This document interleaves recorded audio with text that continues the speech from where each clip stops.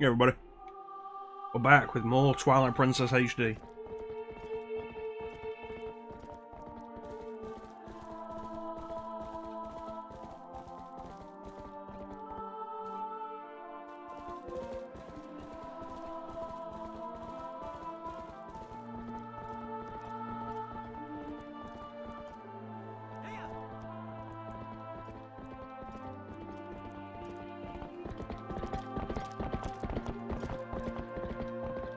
I've been enjoying this game fairly well so far.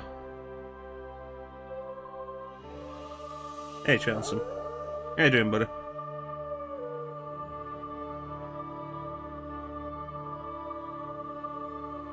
Honestly, I've been enjoying this more than I enjoyed Wind Waker HD. Play. Still using the Pro controller. That's good. That's good, Chanson. Good. He's good. Good. So, when we left off, we just defeated Star-Lord in the Arbiter's grounds, and now we can head to the top. Yeah, well, you still get it, Chanson.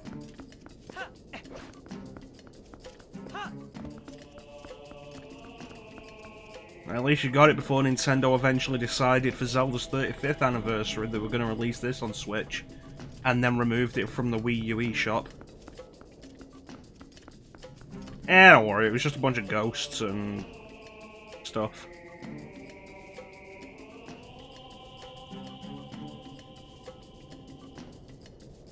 You know, it looks like we'll probably still do some Beyblade in here.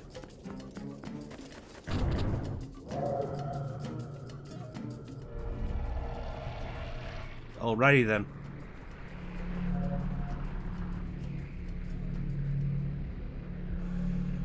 So I heard Nintendo put Pikmin 3 back on the Wii U eShop, and I'm honestly surprised about that. It can't have been out of the goodness of the heart. Or because people complained, because nobody complained. Oh, you don't have this yet? Oh, fair enough. Oh, there's 5 of them this time.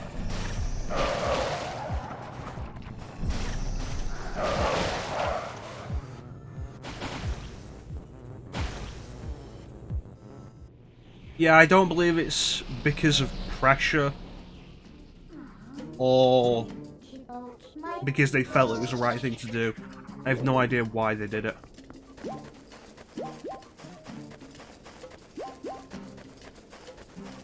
Alright. Hey, Blade.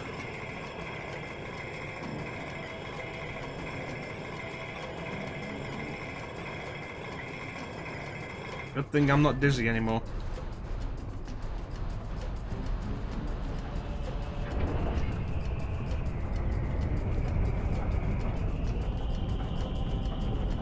Actually, kind of reminds me of the goddess of the sand in Ocarina.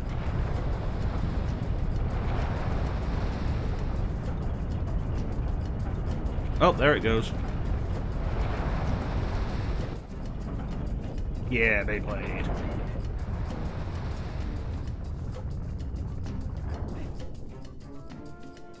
I didn't seek.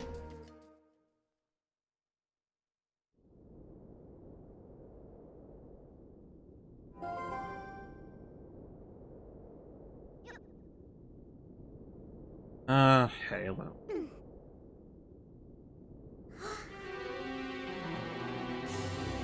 What's that? You mean we'll have to do more dungeons?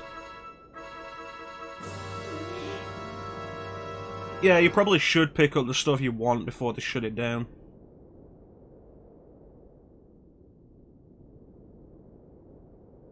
Unless you're gonna hack it.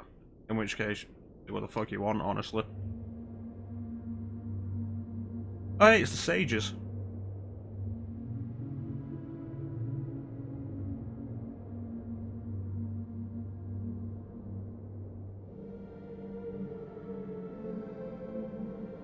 You guys don't look like the sages.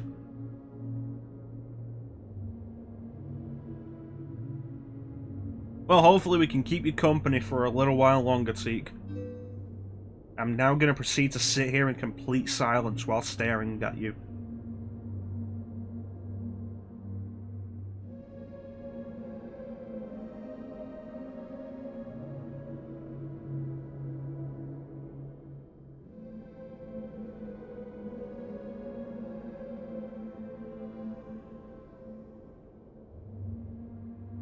Hope everybody enjoyed that.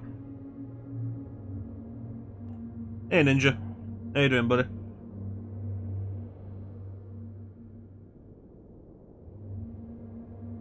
It's good. It's good.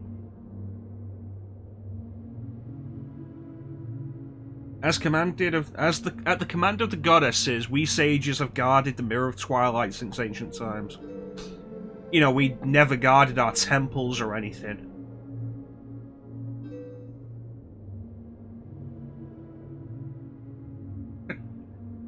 Teak, you've foiled me again.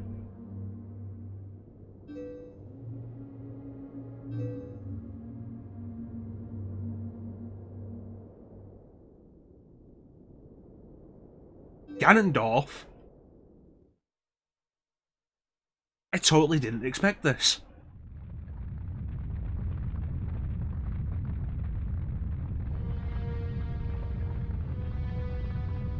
Oh wow, did they really just recycle that bit from Ocarina?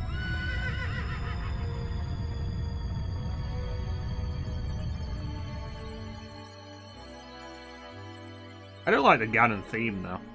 It's always good.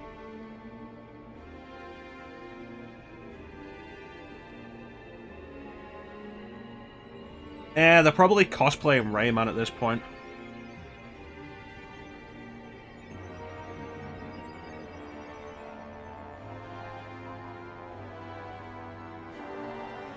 Sword of the Seven Sages.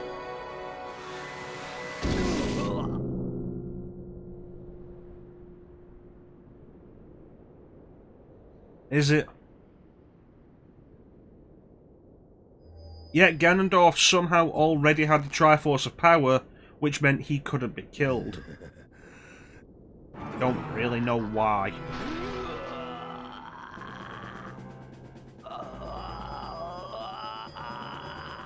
We tried asking the goddesses why Ganondorf had their power, and like they just said, "Fuck knows."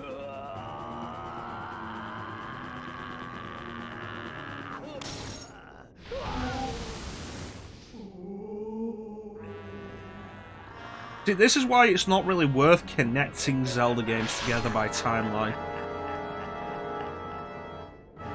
Oh boy.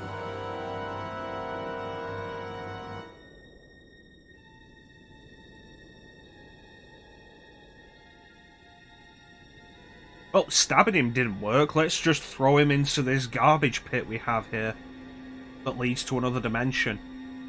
It's probably fine.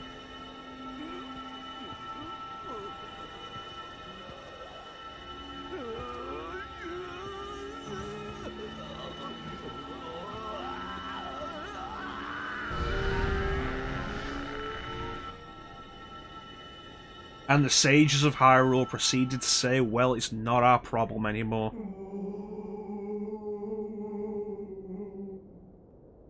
This is a pretty neat Ganondorf design. I'll definitely agree with that. More elaborate than the one that we had in Ocarina.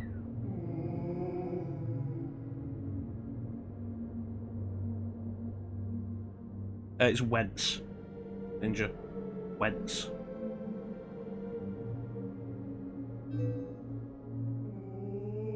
From whence you came, you shall remain until you are complete again.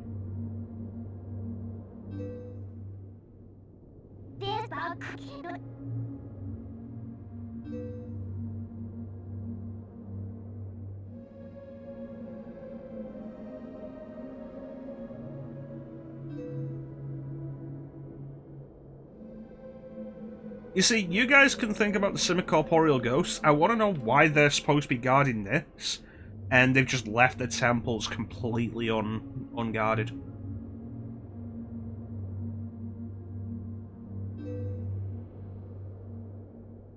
Snowy Mountain Heights. Ancient Grove. Yeah, I know what that is. And then one is in the heavens, which of course means the sky.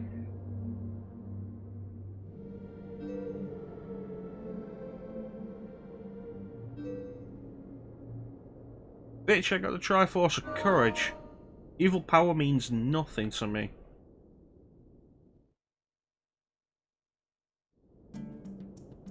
That was fun.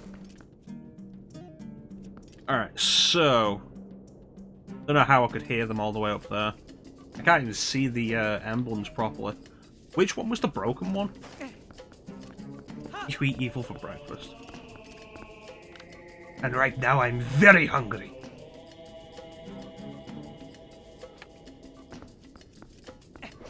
It looked like ice, which... Was it water then?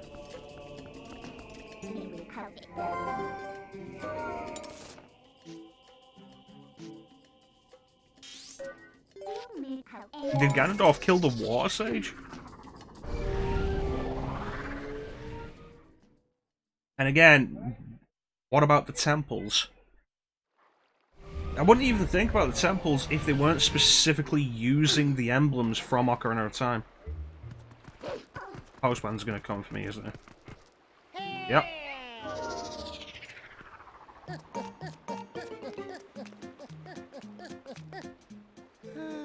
What do you want? You tell Barnes to fuck off. Yeah, I got the water sage, alright. Still using the ice design for the medallion, despite the fact that it turned it into the water temple. Alright, what's this?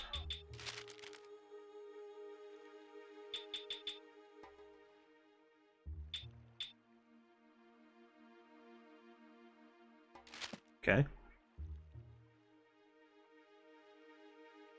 I got mail.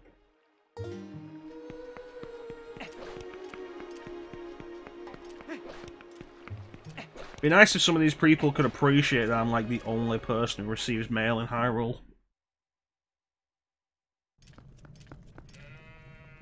At least the postman in Majora's Mask went to other people. Hell, the postman in Majora's Mask never actually delivered to us because we weren't part of the land. We didn't have a home. We had no connection. I don't get why I'm not allowed to transform when there's people around. It's not like I'm trying to be Batman. Like, oh no, people will learn my secret identity of a wolf. Like, bitch, I'm the hero of Twilight.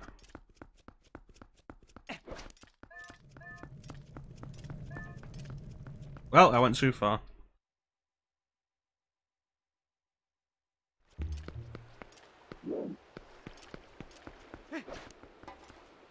Like, no, I can summon Midna in town. It's like, yeah, no, that guy's talking to his shadow. Totally okay. But if he turned into a wolf, then I'd be...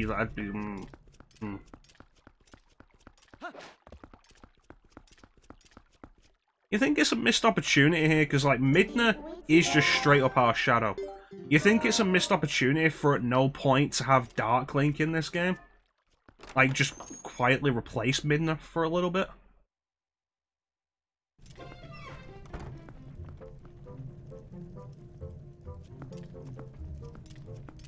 Yeah, but I can then hit the furries with my sword. What's up, fuckers?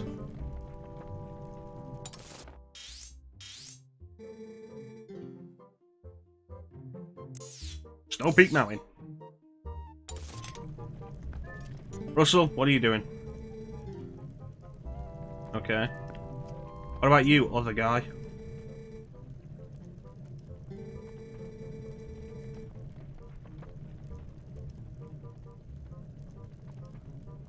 That sounds like religious bullshit.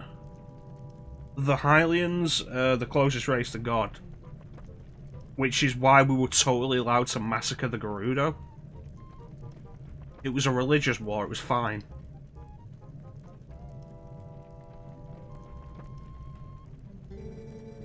They should have brought Chateau Romani back.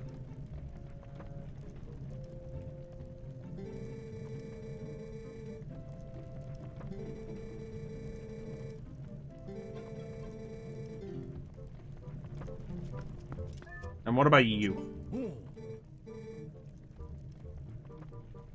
Yes, I am. You know, I feel like, considering the hat is a very important part of the outfit that we're going to have for most of the game, And also we have the sword. You think they'd have the hat go around the sword rather than just let the sword clip through it.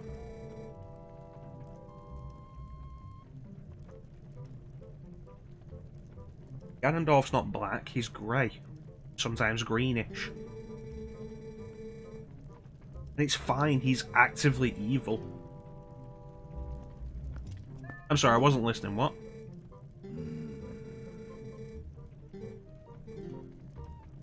Alright.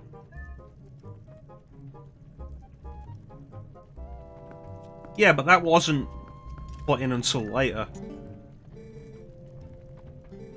I don't know, I've not been to her in a while.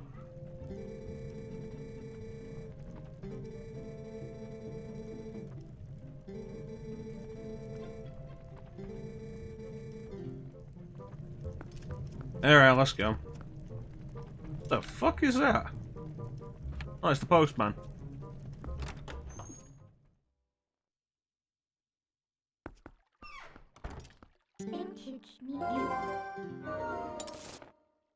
Alright, let's go see what Barnes actually has for us, I guess. He said super rare bomb, and I wouldn't be surprised if we need it to progress.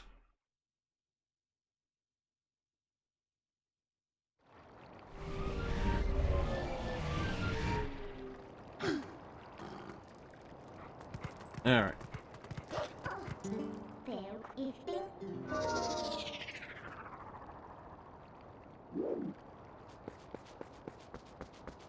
Yeah, I think like the less you look into Zelda lore at this point, the happier you'll be. Just accept the little references here and there and leave it at that.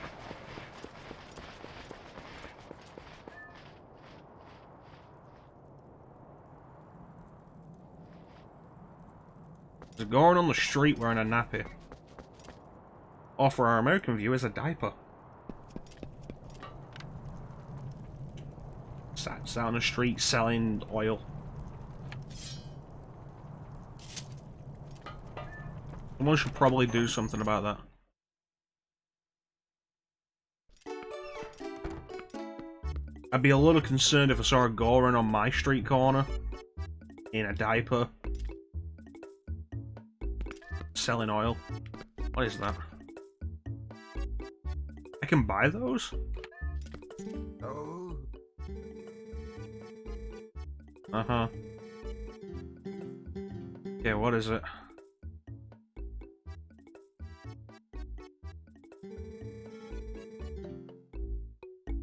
Yeah, you know, no.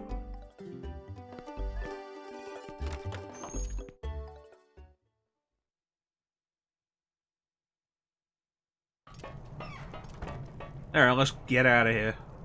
Yeah, we should probably talk to Ilya first, I guess. The new bomb chew. Did anybody like bomb chews in the first place?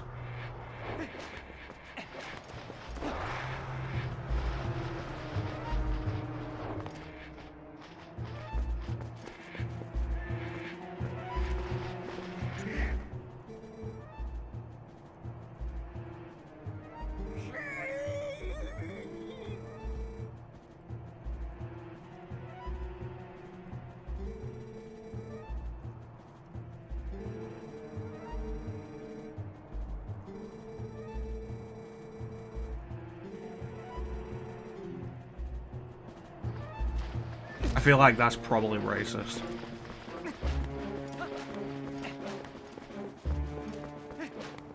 I hate bomb chew bowling. Okay. Bomb chew bowling? Bullshit. Way too reliant on luck. Bomb chews wouldn't be a problem if you had more control over them. And maybe a detonate button. Ilya, can you remember who you are yet?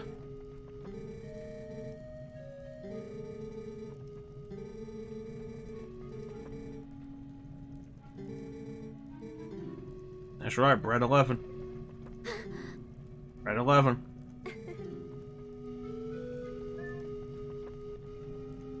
That's an opportunity to call your horse basically anything and just have her say what a lovely name.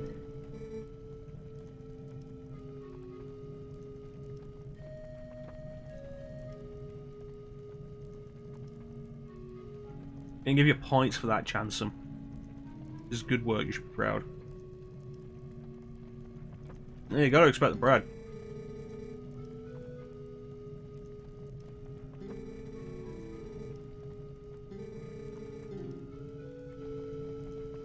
Dude, I'm saving Hyrule. Jeez. Keep her in my thoughts like I'm not already doing enough.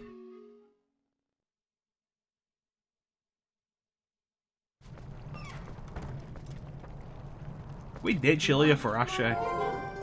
Ashe is way cooler.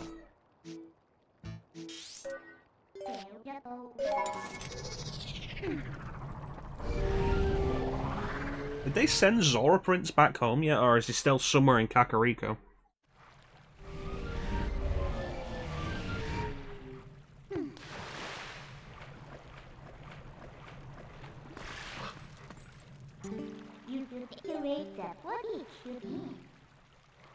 But the Zora clearly don't care.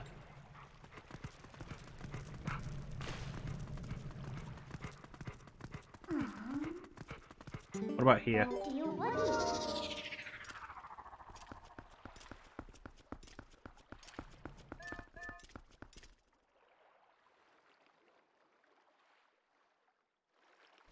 Dude, what are you doing?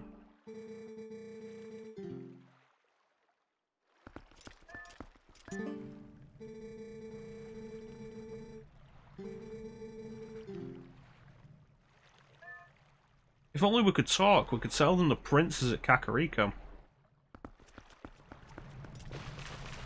I guess that's just not my lot in life. Let's go snowboarding.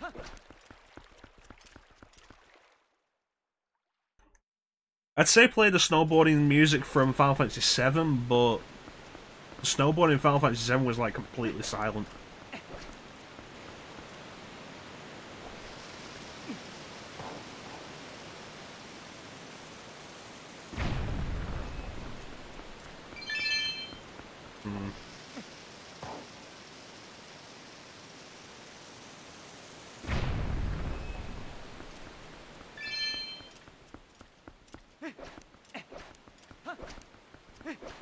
Alright. So, Ashe is probably down here. Yeah, this was what led to Snow Peak, but it hadn't thawed earlier.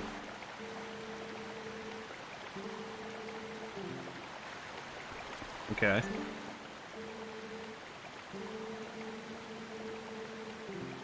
The beast.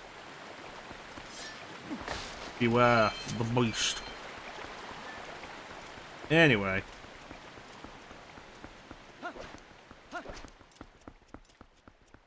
Hyrule's geography makes like no sense in this game. It's like, oh yeah, no, next to the source of all the water is the coldest place in the world.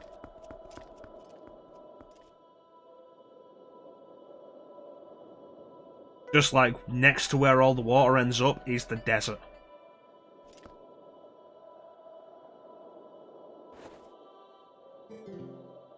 Ashe.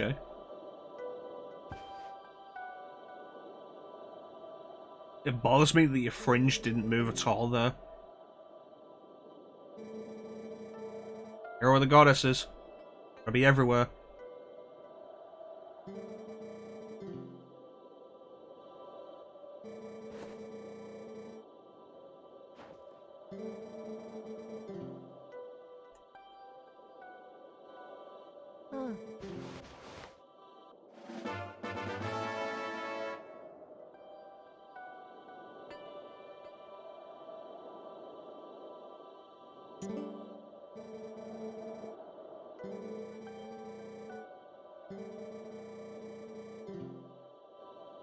It's fine, I could probably go in there. And here are the goddesses. You have to go back and talk to people about this, aren't I?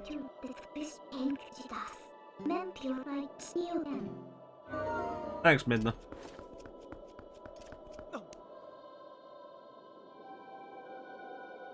It's a perilous drop. Okay.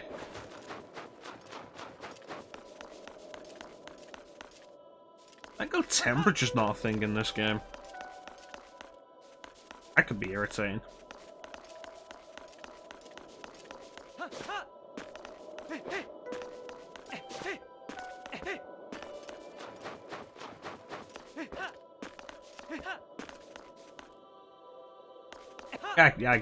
I could take this cold. Be fine. Oh, the blizzard's getting heavier.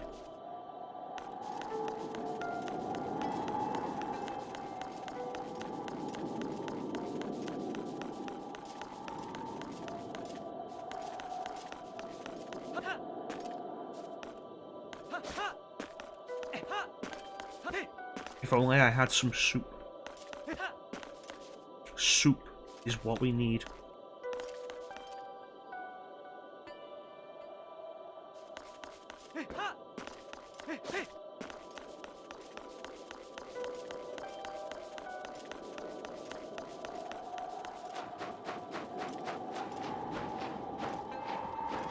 Shit, ice walls.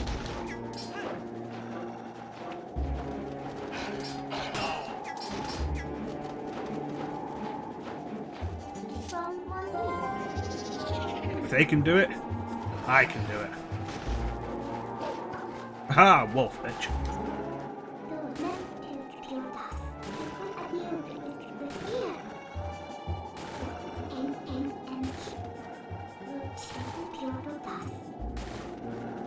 See what they had to say. Oh yeah, no. See what they had to say. What do they have to say? Yeah, this thing's been coming around stealing fish. Thanks, we already knew that. People are morons.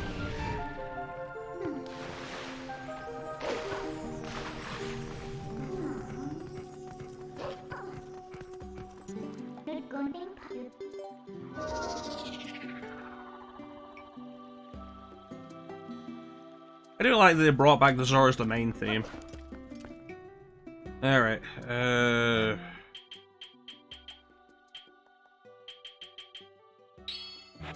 let's... You've seen this thing?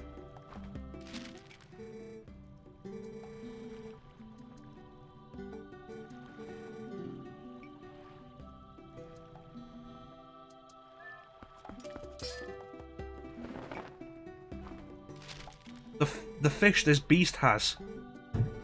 Prince is quite skilled at catching it because the rest of us are worthless.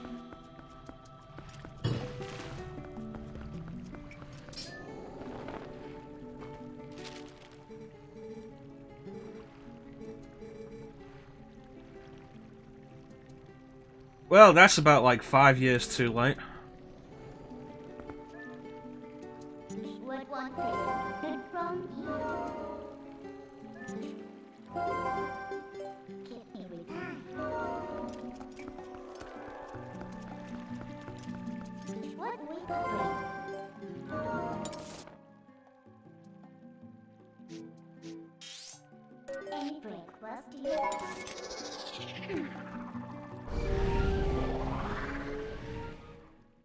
Aren't they supposed to be doing like a bunch of movies for it as well? Like that's why the main character left the show. So they could do a bunch of movies to try and cash in on it.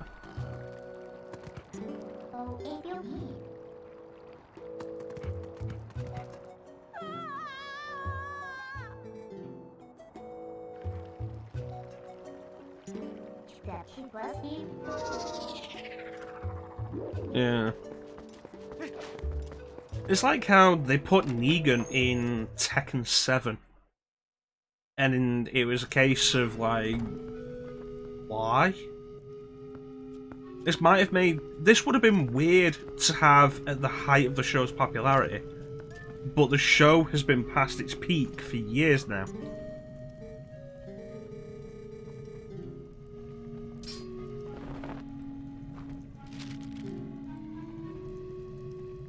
You fucking ignore me. Dick. Yeah. Why did they put Negan in Tekken 7?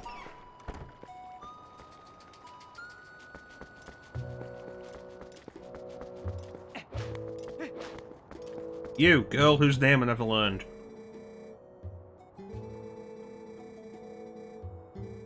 To the graveyard. I think the graveyard's this way.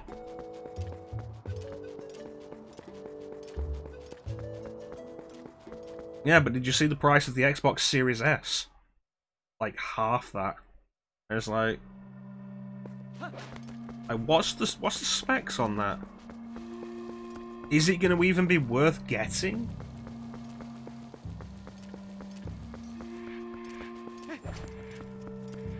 Like, how much are they cutting out of it to reduce the price like that? Because like, I know it doesn't have a disc drive.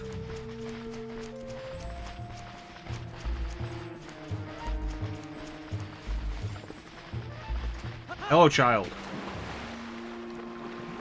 It is I, the hero of the goddesses. I must say, your species is looking awfully horrible this game.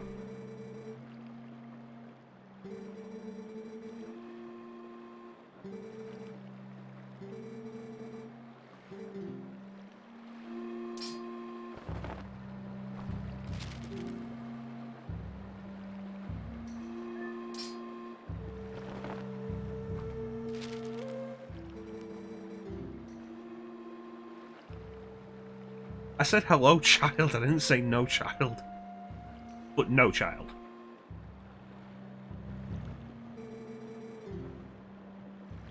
What is with you people and the red fish?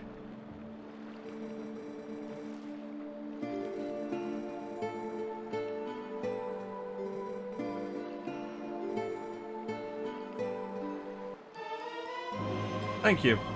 Stop trying to like build points with Serenade of Water. Oh god, I have to go fishing, don't I?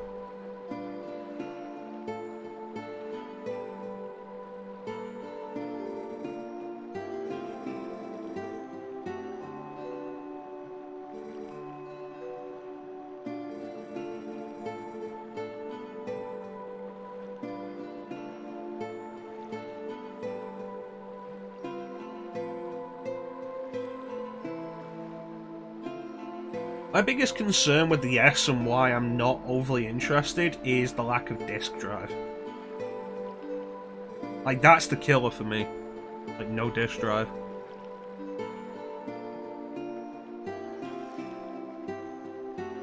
I get a look at you and I see what my mother wanted. I Shaun. Don't mind me, kid, I'm just gonna disappear. Haha! I'm a wolf.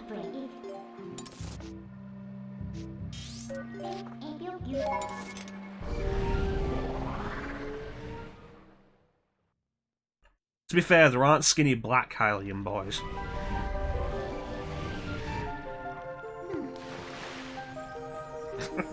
Yeah, I misread it as dickless myself there for a minute, Ninja.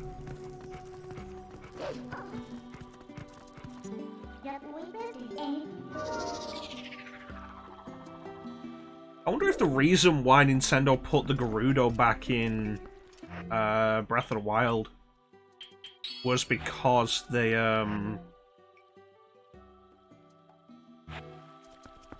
because of a possible accusation of racism.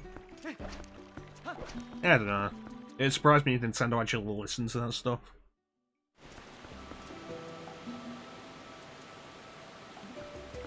The Gerudo are specifically like darker skinned women. But it's not as dark skinned as you'd expect.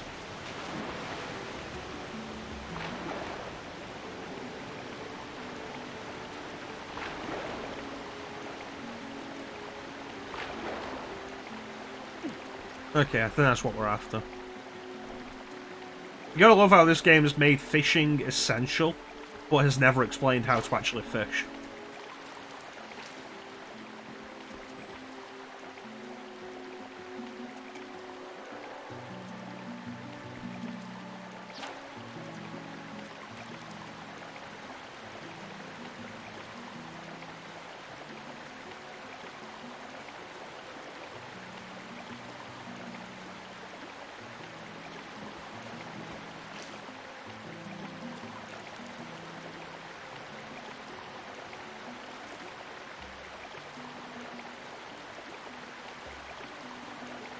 It's fine. If one of the Zora grabs it, it's their own fault.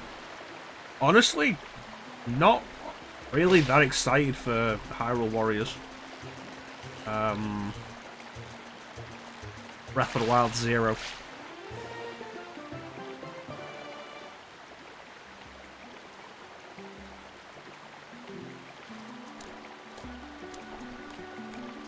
Oh no. Boy, it was great at the game not to really inform me of anything.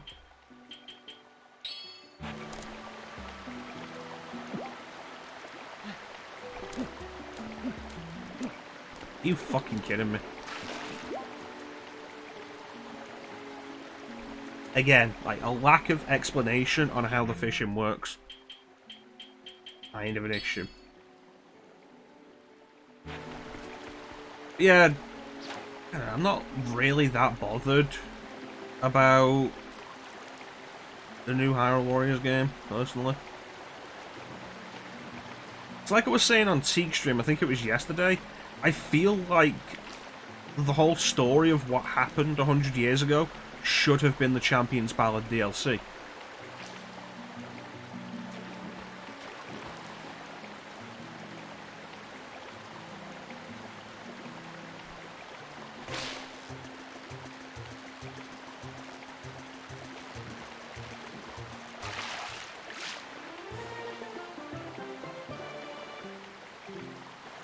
Well, I suppose it is, technically, is it? Why is it not?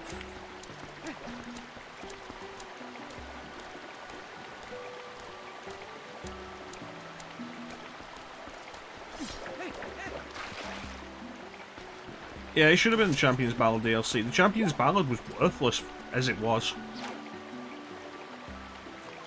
Like, oh, here's more shrines.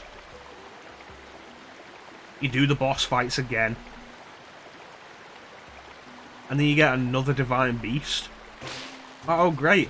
All the really boring stuff of Breath of the Wild. And I've paid for more of it. And what do we get after that? Short cutscenes of each champion.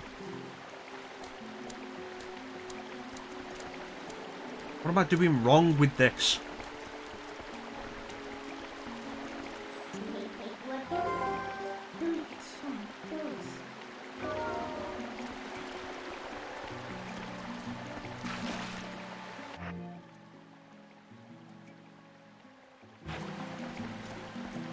Alright, I have one idea.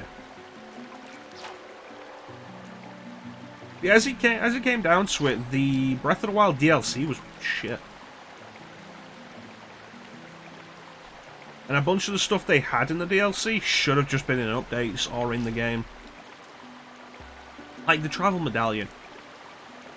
Oh yeah, we'll let you choose one location on the map you can just teleport to. Any other game that would have been added in an update. Breath of the Wild added it in DLC. The horse armor that lets you summon your horse from anywhere. Any other game would have been an update. Breath of the Wild, DLC.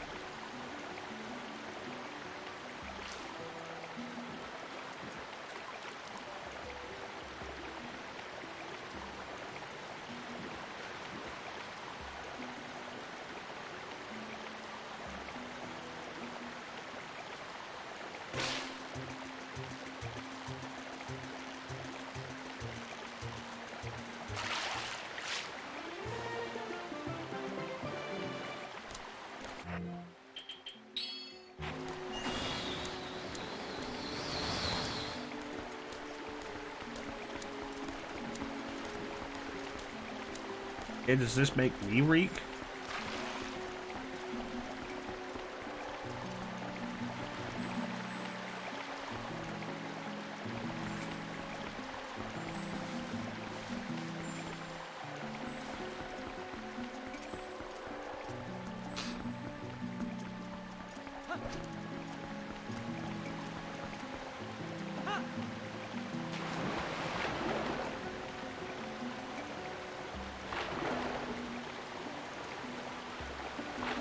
If they could give me any explanation of what the fuck I'm actually doing, I'd appreciate that.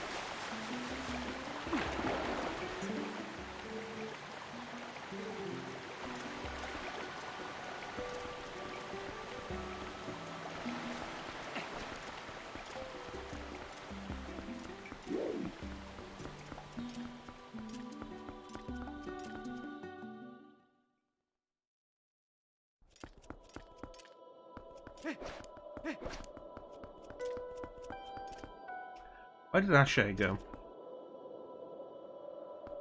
You know, what I want is one of those snow outfits that Ashay had.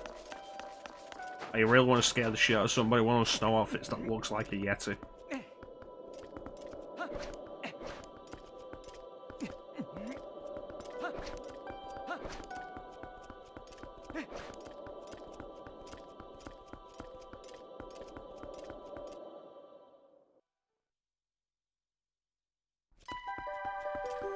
Okay. So, if I talk to the woman down at the fishing part, will she give me some kind of idea of how I'm supposed to deal with this? Not big enough to be. Neither was she.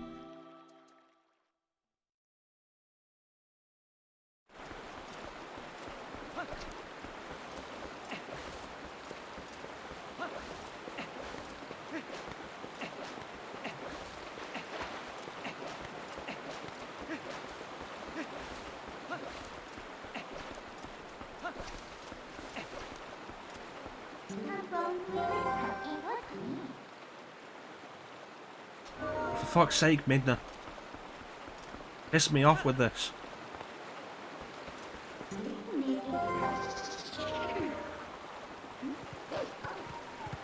Also, why do I still have the shackle on my leg, Midna?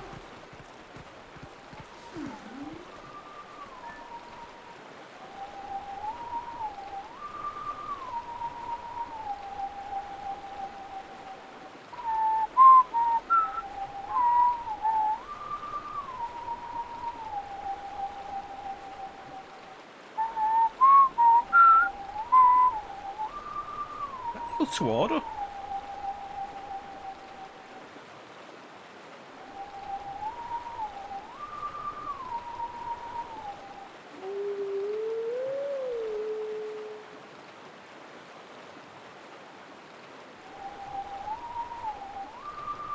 Down, mid, down, or mid, down.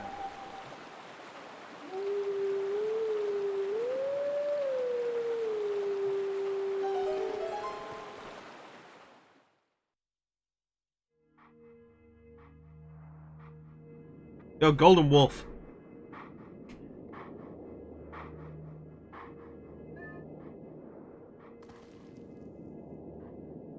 Why make me do this twice? It's unnecessary.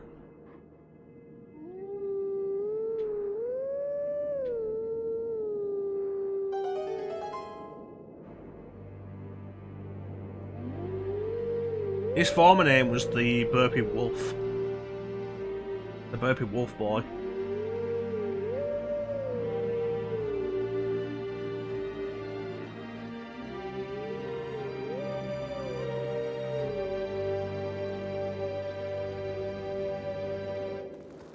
Yeah, I'm pretty sure that's the old to order.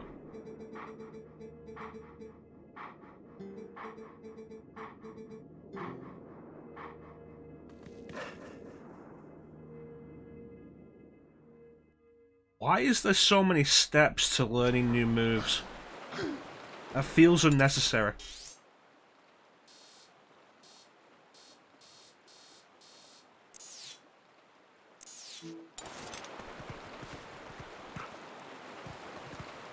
Play the song, play it again, now find me.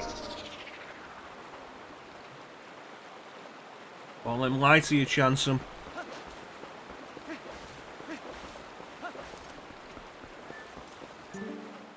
Yo, Afro lady. Well, I came all the way here to learn to fish, woman.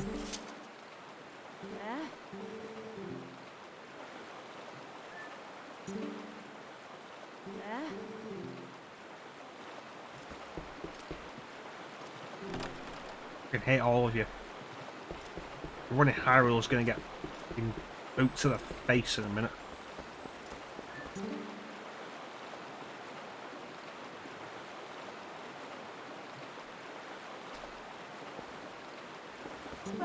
Why is she even out here if she's not going to let me, you know, she's not going to teach me to fish?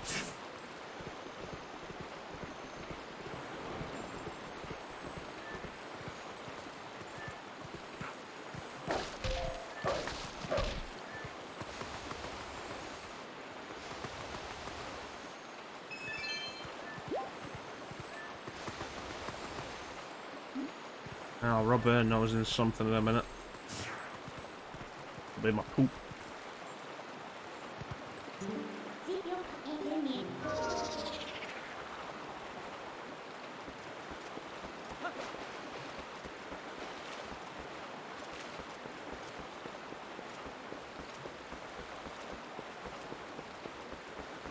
So what are we actually doing?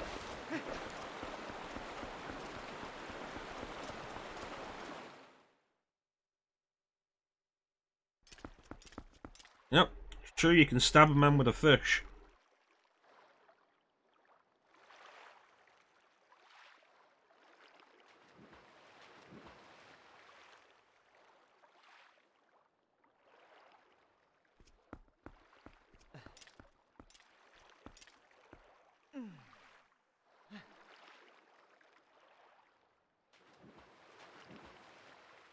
God fucking damn it.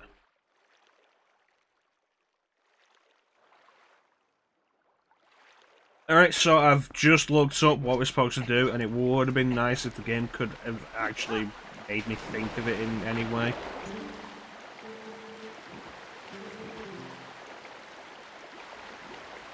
What we have to do is catch the fish and then turn into a wolf and smell it. Fucking video games.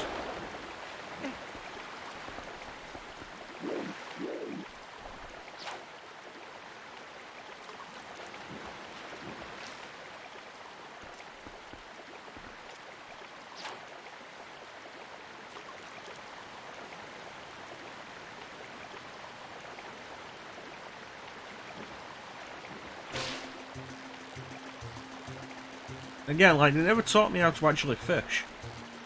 Oh yeah, no, you gotta catch fish in this game, it's mandatory, unlike the previous games.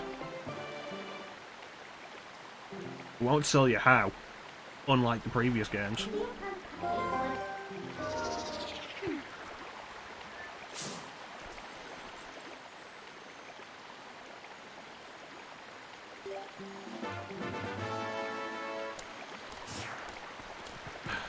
Right. Yep.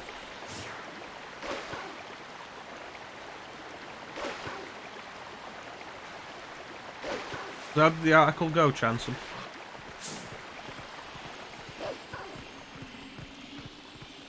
Well, God, this takes me in a straight line anyway. I'm gonna be upset.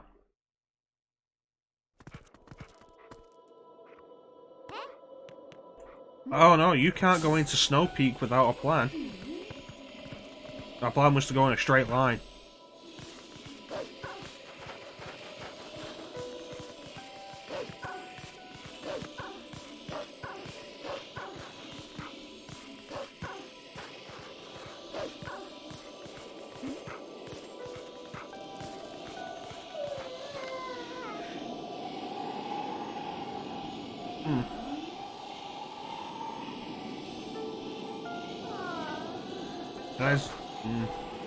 That is pretty hardcore.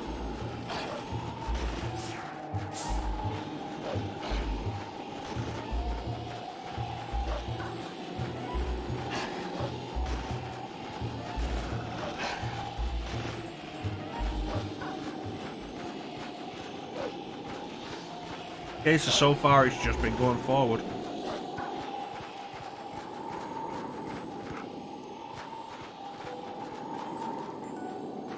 And up these steps that would have been pretty easy to notice.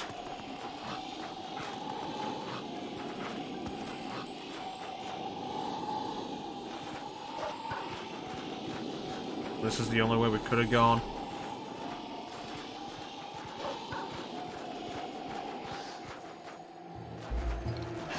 Holy shit, this place is covered in pose. How many people died here?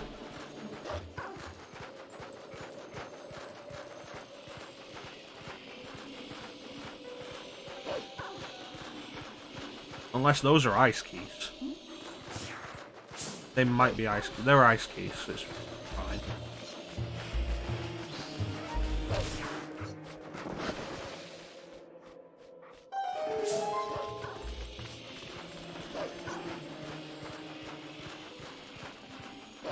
You know, to be fair, I wouldn't have gone this way.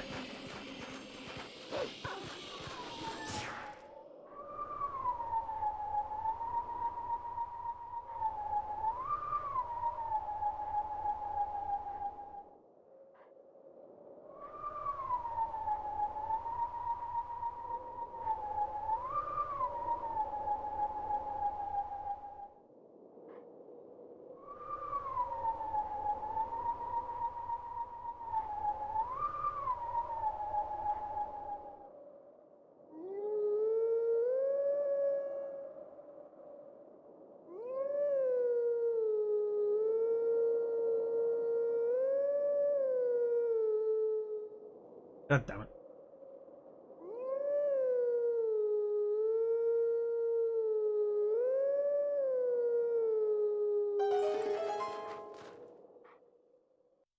I didn't recognize that one. Anybody?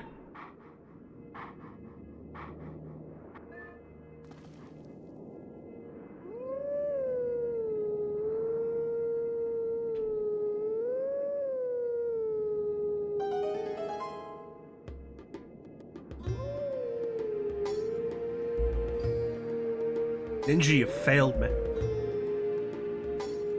Words cannot describe the magnitude of my disappointment right now.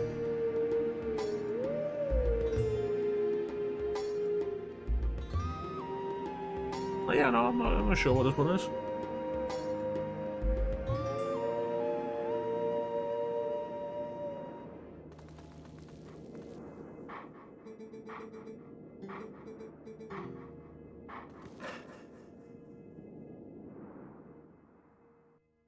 Again, this feels like there's just unnecessary steps to it.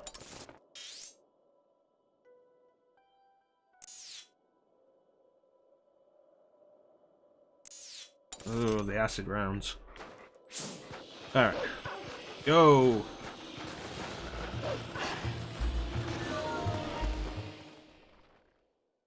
Alright, I wouldn't have found this without the scent. Unless I was going to spend ages looking for it.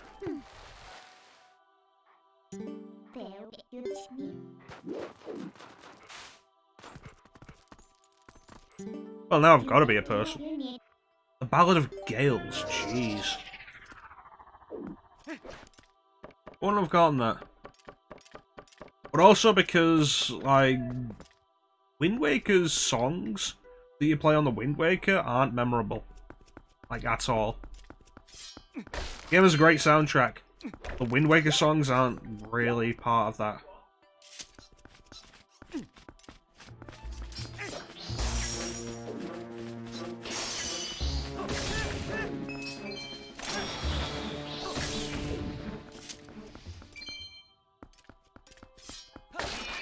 Yep.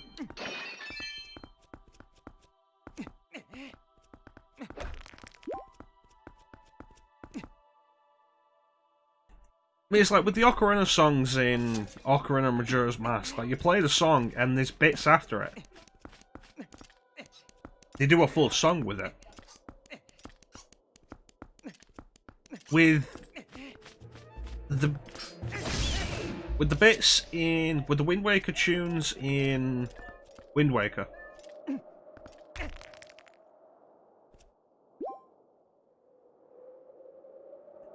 It's not even just the conducting, like, they don't play the proper tune afterwards. It's like, and then that's it.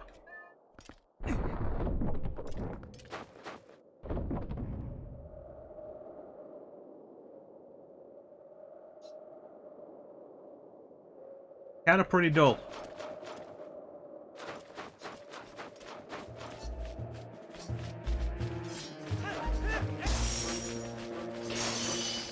God damn it.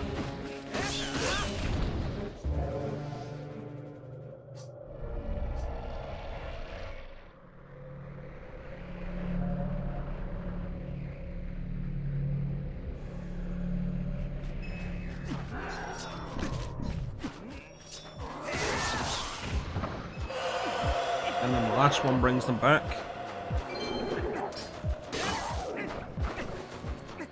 Okay, come on. I can do this without the wolf form.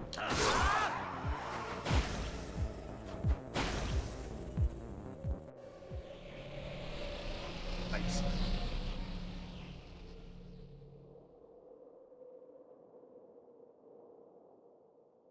Yeah, like with Wind Waker, the tunes that you conduct don't really have a full tune to go with them.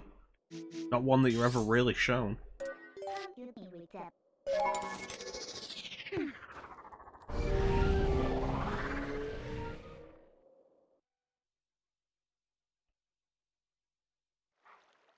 Let's go get those new moves.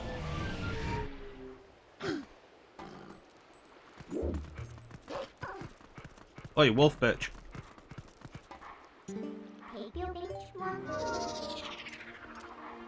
Cheeky fucker. Standing somewhere where I have to become human. Joke's on you. I'm a wolf again. Haha! Dude, you lame. It says that specifically so he can do the jump on you thing that he did before. Yeah.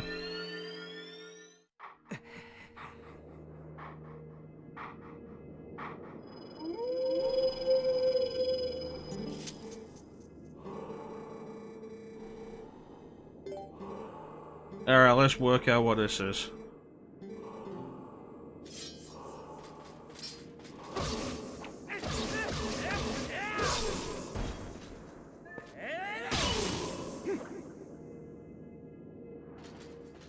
Turns out the wolf he found wasn't actually gold, he was just a little high on Twilight dust.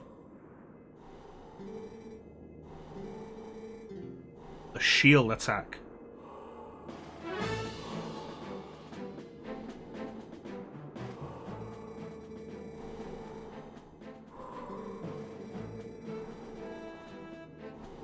So this is why we don't have a specific shield button.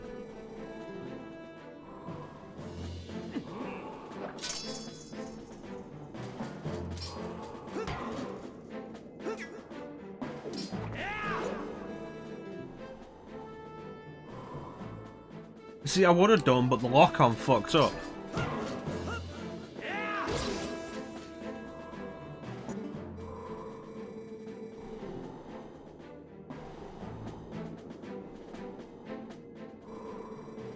Those Gorham races are just unfair sometimes.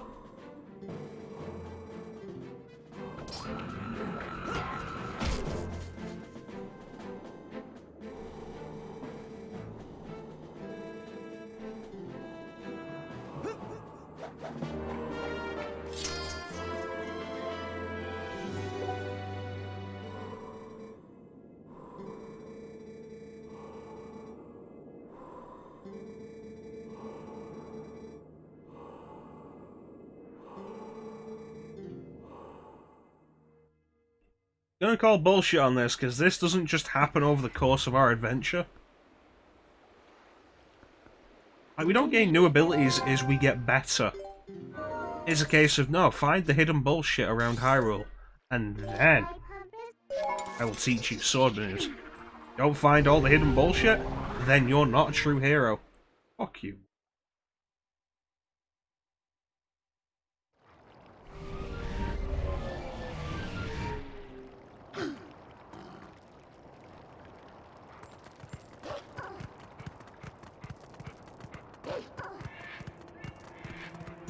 What do you want?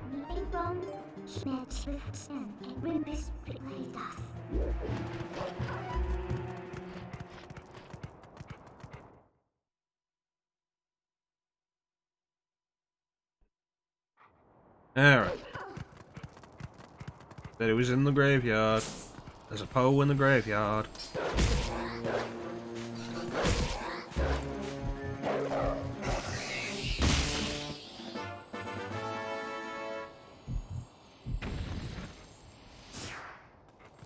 Like, if he taught us stuff as we went through the game, sure. But he doesn't. It's find the hidden howling points, figure out how they work, and then come to a specific location. Like, I feel like there's too much involved with this.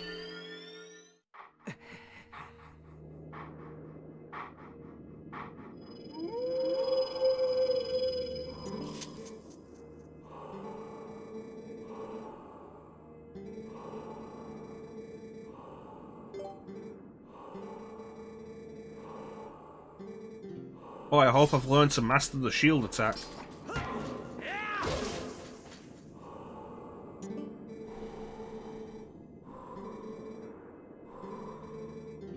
The back slice.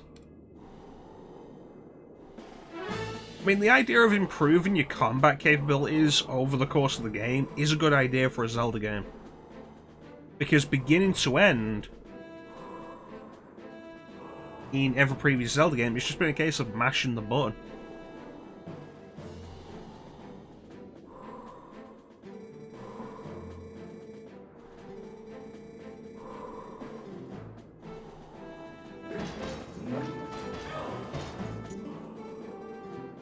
Right, so the Wind Waker Dark Nut counter.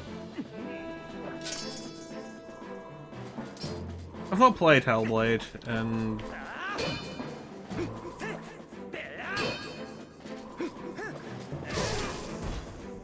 what I've seen of it was just like,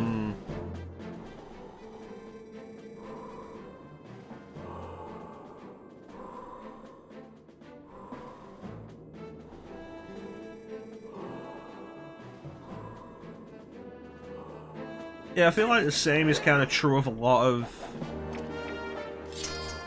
other games like that.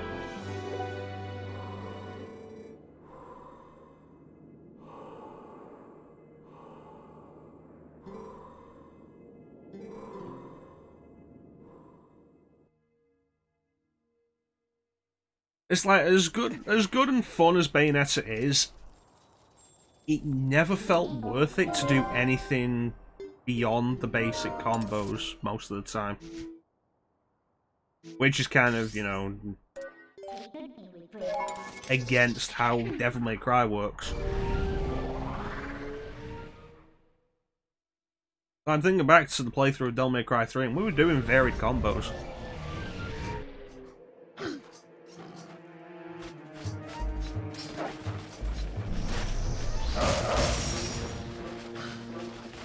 Bullshit.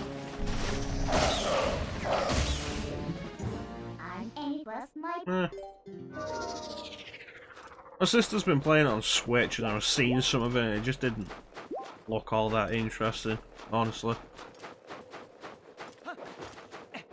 Hello, Yeti man.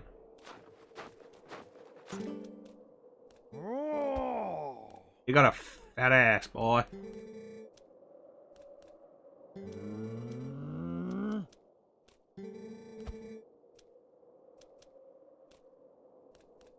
No.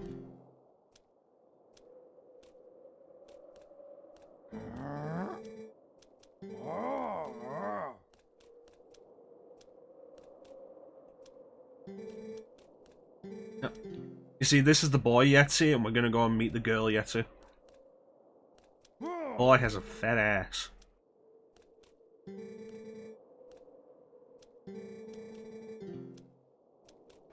Dude's friendly though, can't deny that. It's like, hey, you know, I found a mirror piece. Might be what you're looking for. You want to come over to my house? I'll make you dinner. But like, you know what? That's actually like some of the nicest stuff anybody in this game has said to me. Everybody else is just like, go out and save Hyrule. Also, make sure to check in on Ilya. You know, because you're not doing enough.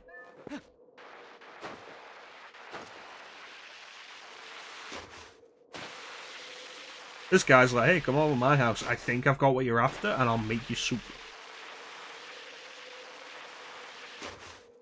I don't think anybody eats snow cones in this, Ninja.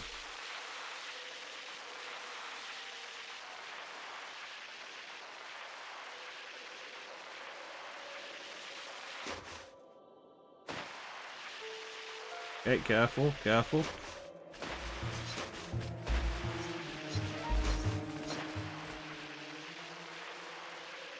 Come on, hit the ramp, hit the ramp.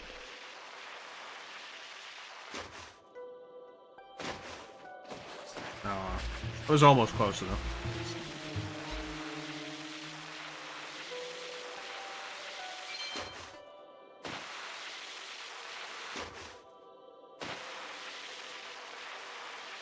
Oh, wait, no, right.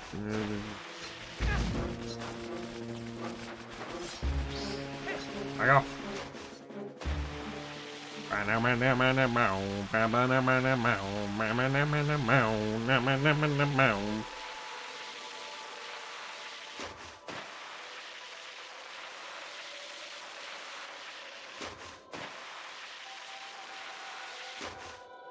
Oh, come on, be a bonus, be a bonus.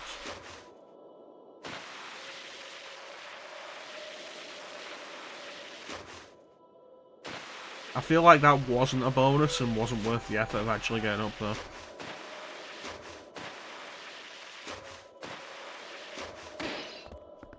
Welcome to the next dungeon. It's a house. Well, there's only like one place in Hyrule with snow. Dude's nice, he'll make us soup. Nice dude.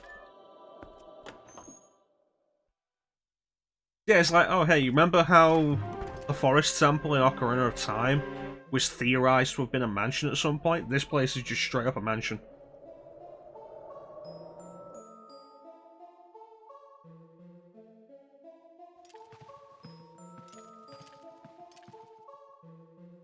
Cool place. There it gets colder. Holding up now, wait till you get older. Get down here.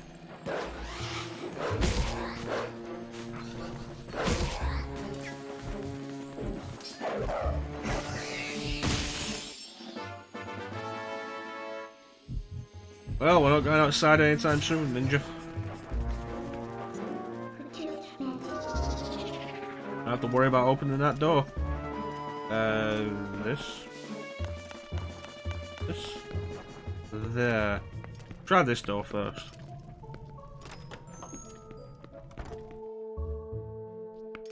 Oh wow, this is actually pretty cozy. Hello.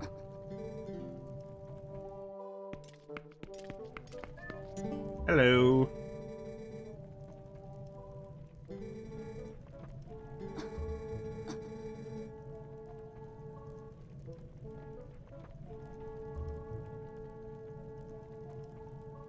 Don't worry, Chanson will be fine.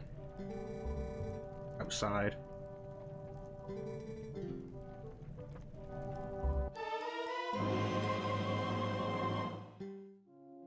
Yeah, this is like the weirdest dungeon in the series.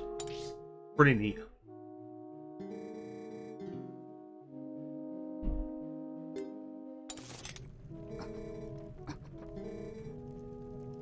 Chanson, you're outside the mansion, we've lost you, and now you're not going to appear until the end of the game. Where it turns out you've been locked up by Ninja the entire time.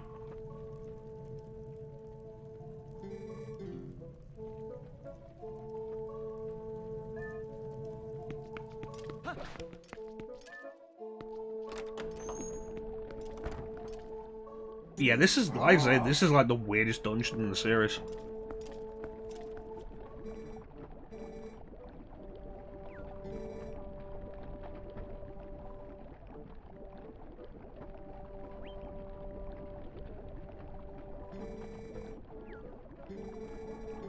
So this is why the dude's been going down and taking fish from Zora village to make soup for his wife, who is sick. What a friendly dude. Alright, go for it, Chanson.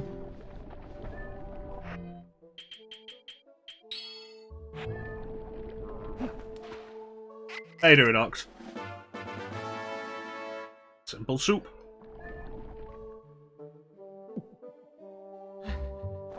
Soup. Alright, so the goal of this dungeon is to find the key that unlocks the bedroom, which is here. So we're gonna try and find that key.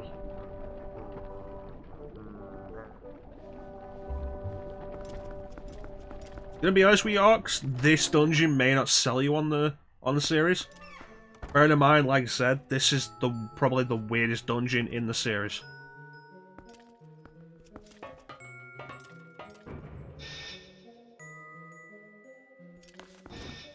Ice puzzles. Alright.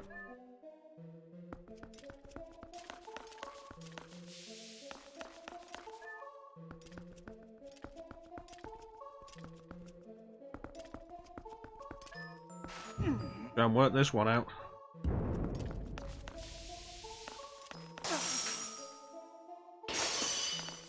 I knew that was going to be bullshit ice.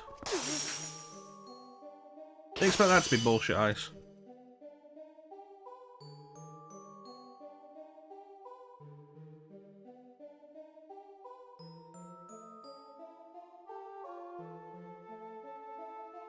That is weird. I might have heard of that bug, Chansum. Yeah, I replayed Ocarina recently. Recently at this point, it was like, started last year. And finished it earlier this year. And really enjoyed going through it again. It was a lot of fun. Like, some of the most fun I've had with a game in a long time, going back through Ocarina of Time again. Although, probably worth bearing in mind, I'm sorry, like most fun I've had with a game in a long time, including other replays of Ocarina of Time that I've done.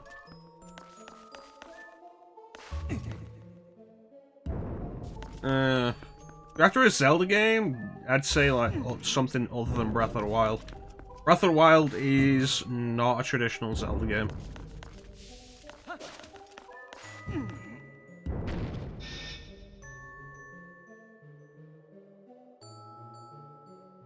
Link to the Past is pretty solid on the Super Nintendo Mini.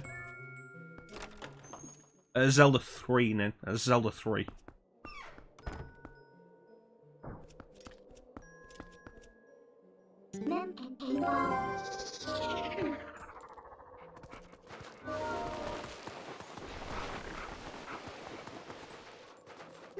Yeah, Link to the Past is pretty solid. We did that last weekend, I think. We just played all of it.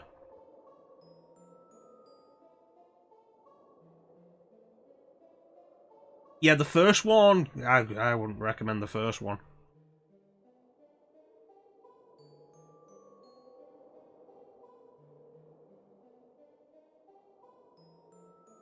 You didn't have the claws for it, Ninja. Yeah, I wouldn't recommend the first Zelda. If you want a classic 2D Zelda, Link to the Past. 3D Zelda, like, you want to try Ocarina for yourself. But, like, as far as Ocarina getting the perfect scores goes, it's worth remembering the context of when it came out.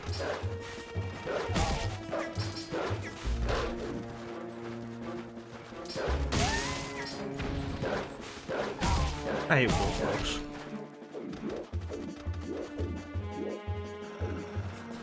Fingers without claws.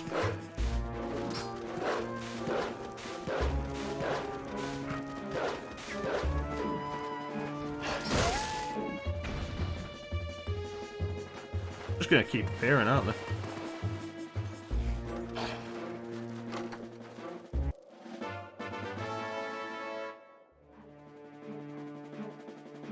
I don't have long nails, Ninja. Why I have claws? On my animal farm.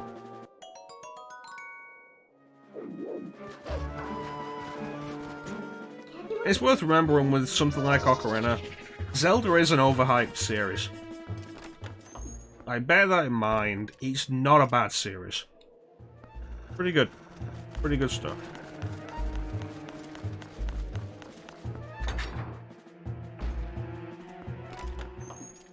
But the same is true of a lot of stuff like that. You'd argue Final Fantasy is overhyped. Be wrong. Doesn't mean they're bad, but they're overhyped.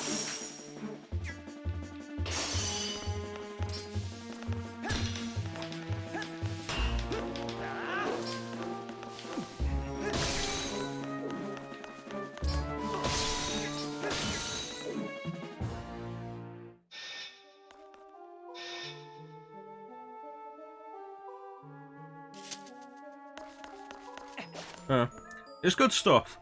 It's worth remembering, like, the Zeldas I'd recommend are all pretty old at this point.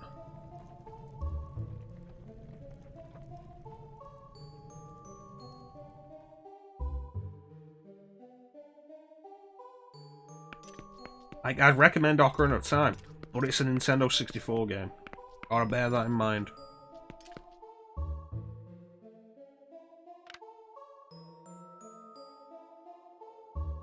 Is that not hold on to anything? It's not. It's not holding on to anything.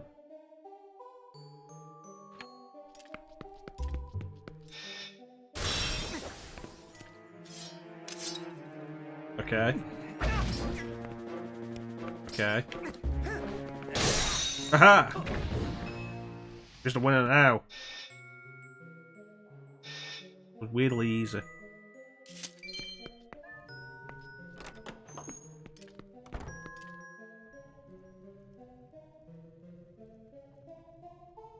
Ah.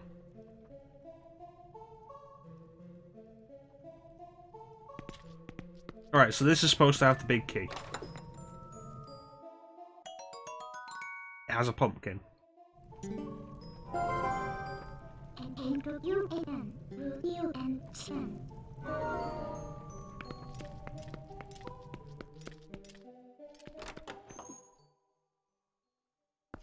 Yeah, a lot of stuff like this is overhyped.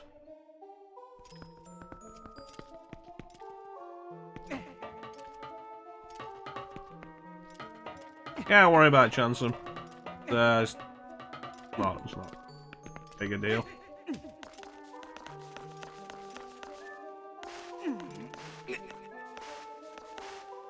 Well, I'm down.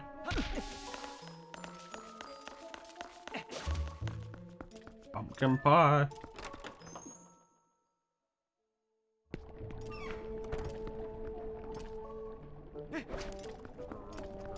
Just look at this dude's ass.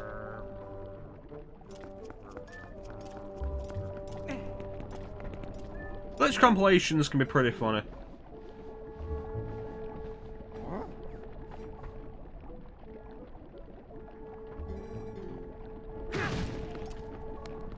Dude, you could have just asked. I mean, that was the whole thing with stuff like Simulator.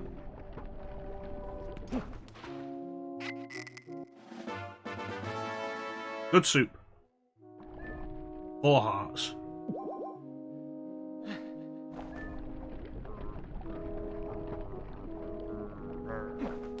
That's interesting.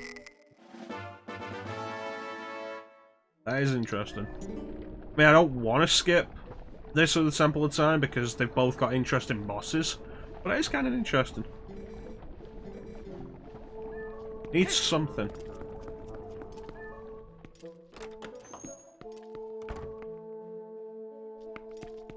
Yo, the key wasn't there.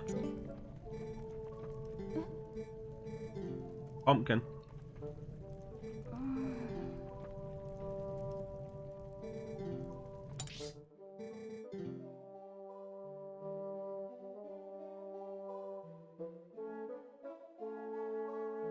Okay. So she's saying this room there?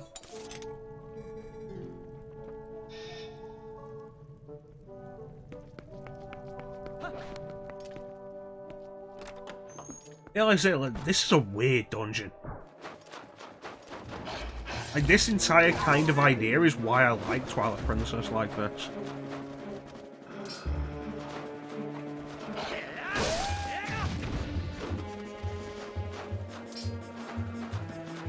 He did new and interesting things with both dungeon design and the items you get. People are, oh yeah, no, it's just Ocarina of Time again. It's like, dude, were you paying attention?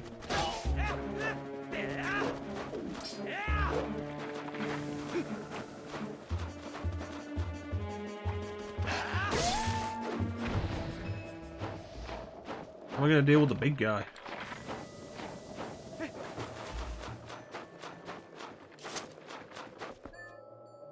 Don't have a key. Through here? I guess this is the only place we can go.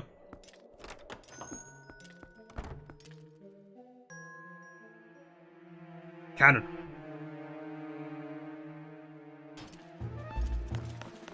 Cannonball.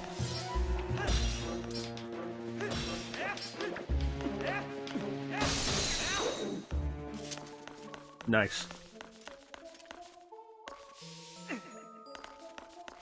Yeah, this whole idea for the dungeon I think is pretty neat.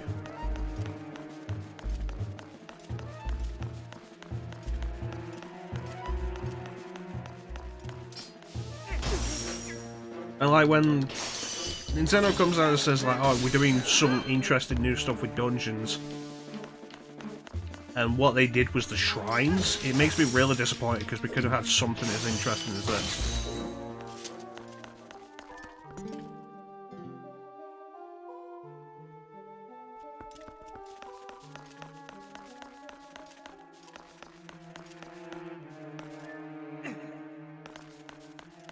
Okay, so we're gonna put this in here.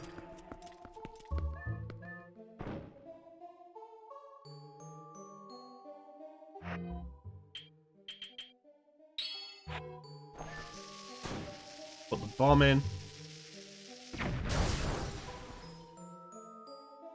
Alright, let's go get the ball again.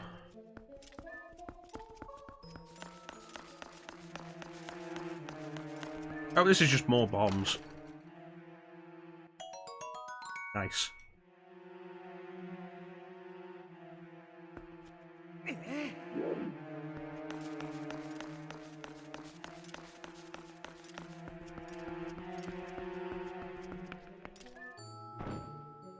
Okay, so we're going to shoot it in that direction.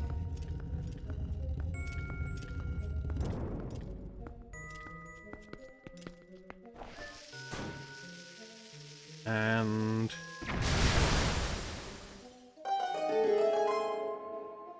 this.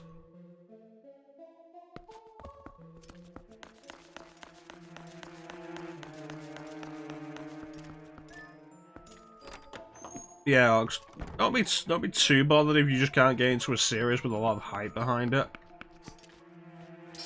Nothing really wrong with that. People have different tastes. You're allowed to dislike what you want. Or you're allowed to dislike what you dislike. Doesn't matter how many people love it. Dislike it, then don't bother with it. Don't try and push yourself into it.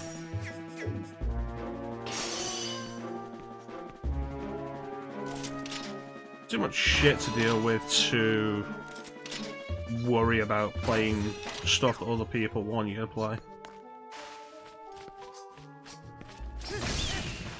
Oh, every game... God damn it. Every game isn't a 10 out of 10. Ocarina was a 10 out of 10 when it came out. I'll definitely give it that. But Ocarina of Time was also very important for gaming history.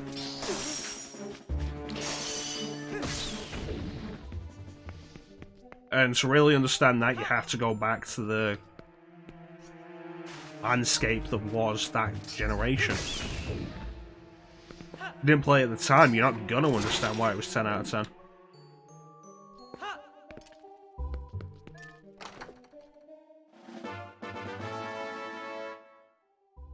Reviews are bullshit, honestly. Especially reviews with a number score.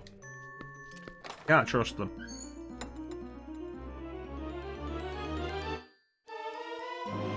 Compass. But ultimately, that makes this room pointless, unless...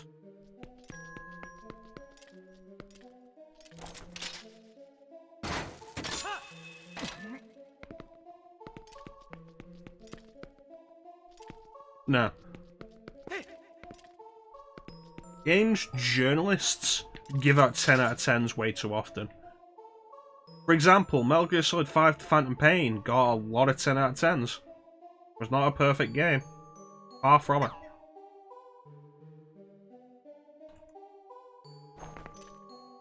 Or it means, you know, gaming journalists have no integrity. Game Informer didn't give it a 10 out of 10. What did Game Informer give it?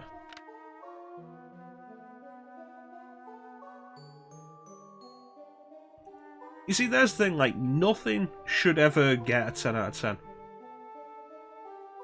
Because nothing is ever perfect. I didn't get anything there.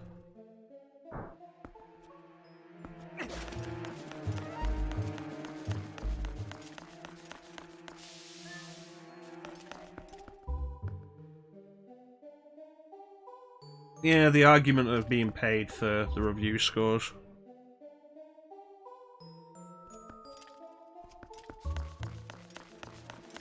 It's one of the things, like, a big part of the reason why some review sites have gone away from giving out numbered scores. Because the numbers are bullshit.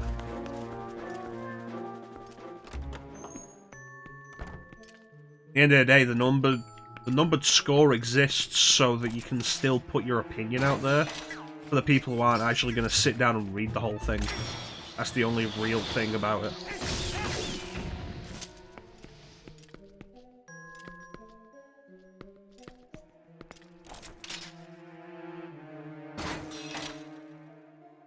No game's perfect.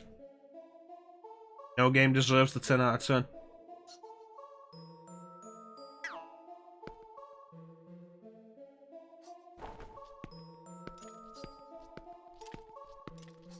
Yeah, Uncharted 2 got, like, really good scores, and I played it and I was like, nah, it's fine. It isn't the best thing on PS3.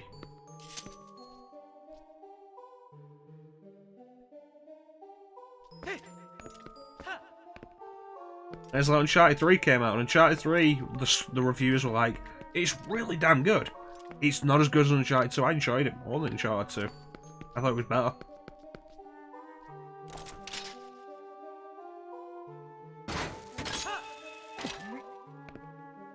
The game can be very frustrating.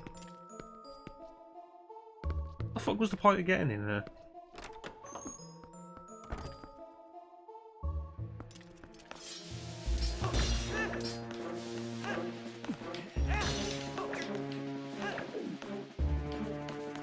I did want to do Uncharted at some point. Do the games on the stream. That's a ways off. I've got all the stuff that I want to do before then. Before I actually go to Uncharted.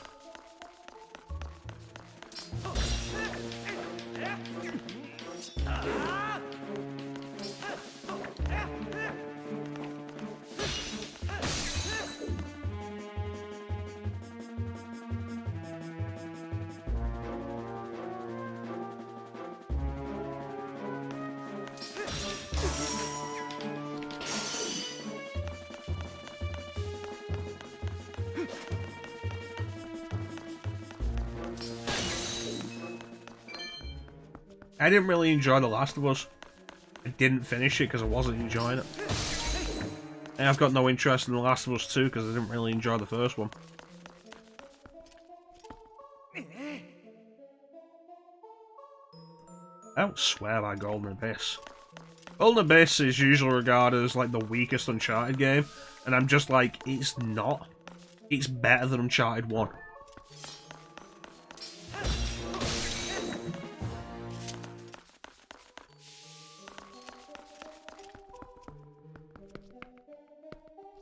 I could do Golden Abyss, but there'd be a point where we'd probably end up having to stop because of the Vita gimmick that's used. I don't know how I could do that on the PSTV.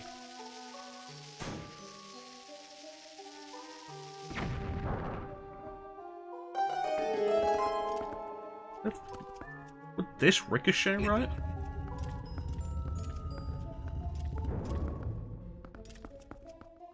No, because I can't turn it. I can't turn it part way.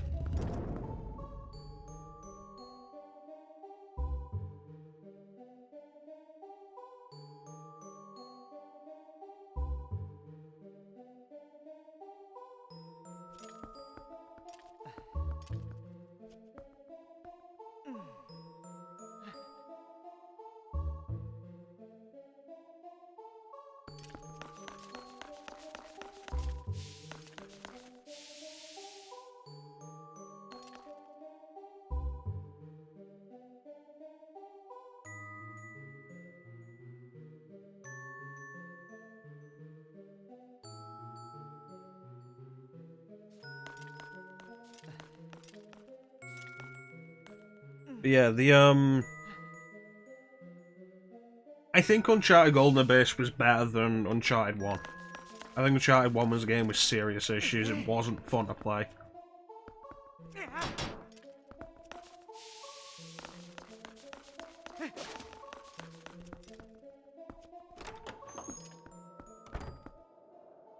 I take that cannonball out of there. When it comes down to it, Uncharted Golden Abyss was a Vita launch game, I think. It's a Sony title, which means it had to show off the gimmicks of the Vita. Which means it showed off the camera in a stupid way, which Assassin's Creed 3 Liberation also did. But Liberation also got a HD port, so you don't have to play it on the Vita now. I could do Golden Abyss on PSTV, but when we get to that point, I have no idea what to do. Because the PSTV never had any kind of solution for that.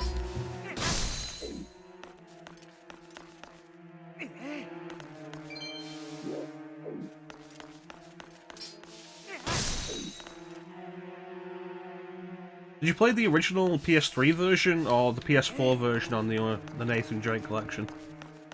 I've heard the Nathan Drake collection does actually improve a bunch of the gameplay.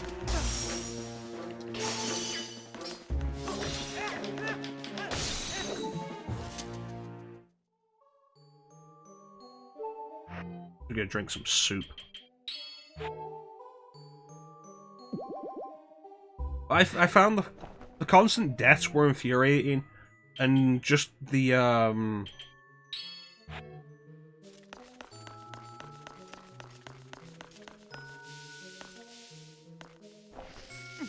wasn't in it for the gunfights, but the gunfights just kept coming, they wouldn't stop, just over and over and over. I've not done the 4th. I've got it, I'm in no hurry to do it. That's fair enough, Ninja. I'd heard Bluepoint fixed up some of the, like, improved some of the gameplay, but I had no actual basis of comparison to test it myself.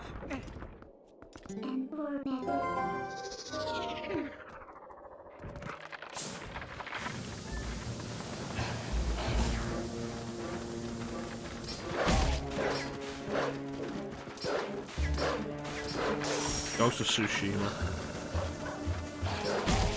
I don't know, that's probably a game I'll get to in a few years.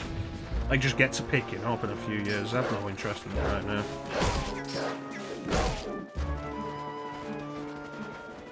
Yeah, I need a ball to go in one of those. There we go.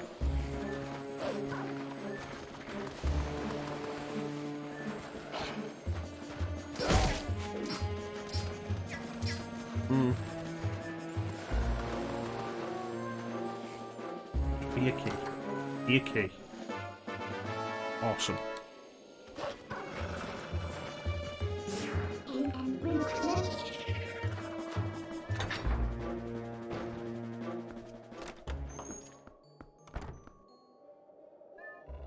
It's not even that I'm not interested in it. I don't really care about it, but the main thing is more I've got all the shit.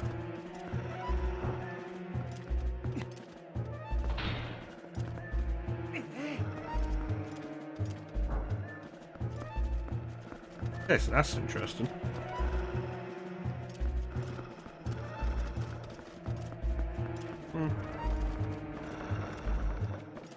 As long as you enjoy it, Ox. There ain't none up there.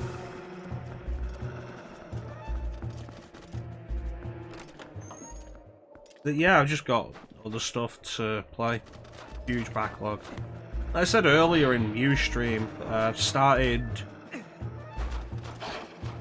Call of Cthulhu yesterday. So I'm doing that.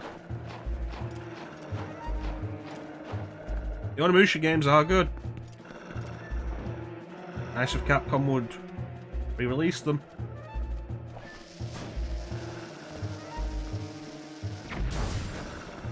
Okay, and then also turn it around. And that's fair enough. That's a good reasoning for that, Ox. It's like how my main interest in Sekiro comes from the idea that it was at one point going to be a Tenchu game. And we've not had a Tenchu game in a long time.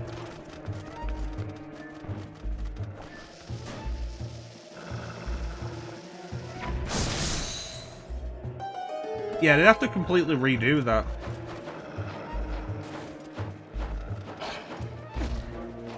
There's like, either give us Jean Reno doing, like, go back and get Jean Reno to do his English voice, or else just give me access to the Japanese voices. In which case, that's fine, it's reasonable why Jean Reno isn't voicing in Japanese.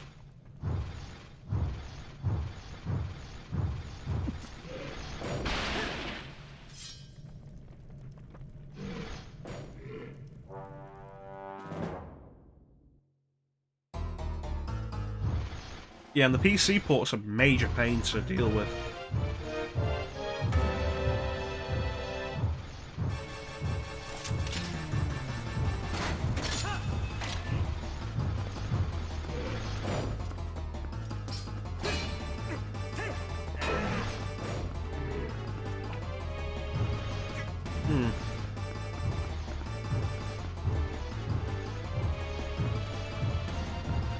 That's what I've heard. And honestly, being a Capcom game from 2005, 2004, 2005, I can understand that. I mean, did you ever play Devil May Cry 3 Special Edition on PC?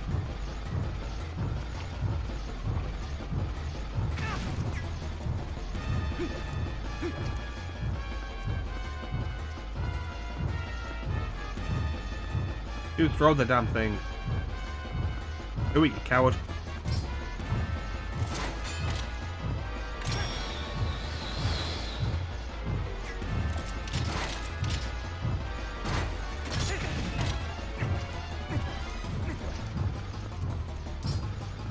Fair enough. The PC version, we had the PC version of Devil May Cry 3 Special Edition back in the day. And I wanted to play it, but it was a mess. Even back in the day, and now, like, you try and get a PC game from that time period working, this is fucking bullshit.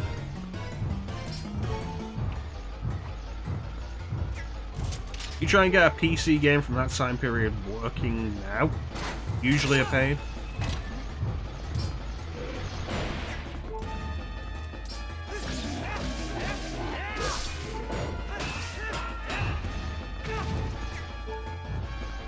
Yeah, we'll be here when you get back, Ox.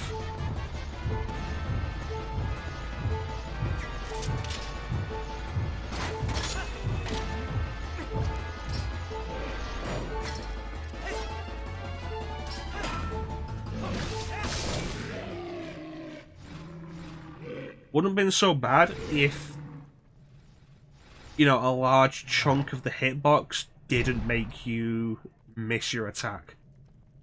Maybe should have worked that out, Nintendo.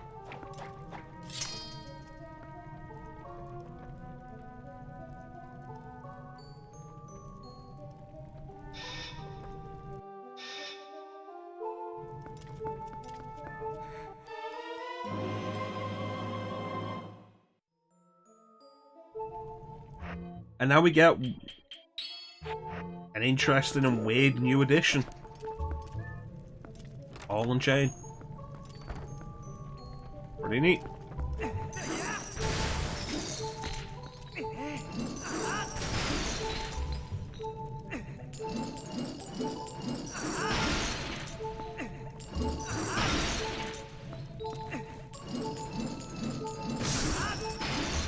I say new item for this game.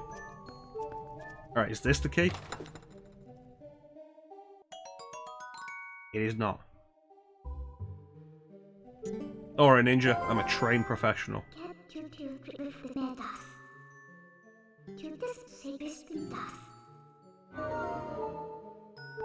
be fair, at this point, wouldn't you just be like, considering everything else we've done, wouldn't you just be more like, yeah, no, I'll search your mansion, you don't need to tell me where it is anymore.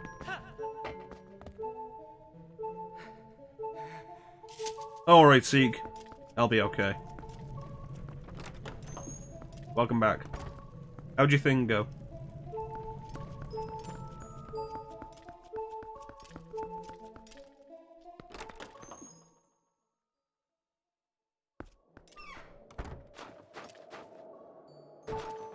Okay, not gonna mention how we just clipped through that.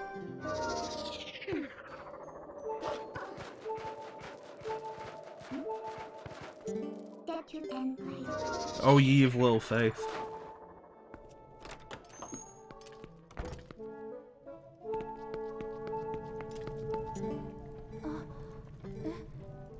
Yep. Cheese.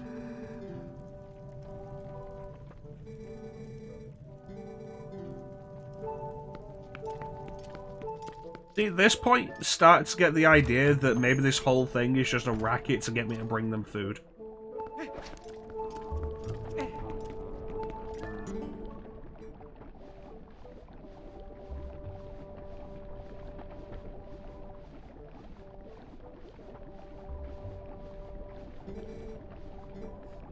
Bureaucracy. Ain't it wonderful? Dude, again, you could have just asked.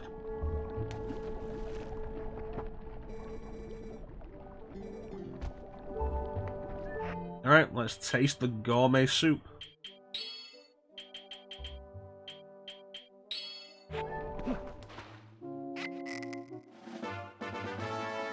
Superb soup.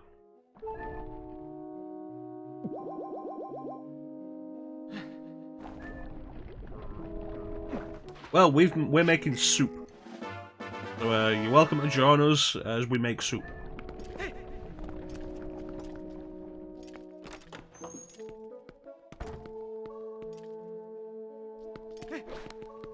This is a weird dungeon.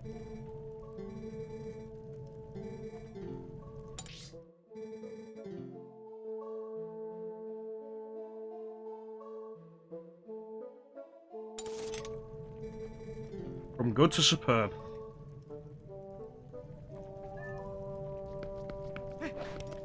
Can it get any better? Question.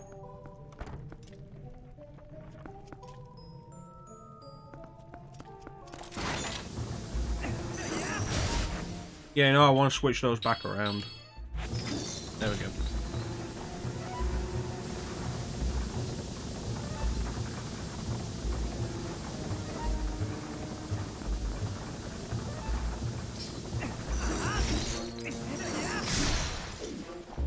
And then everything was okay forever.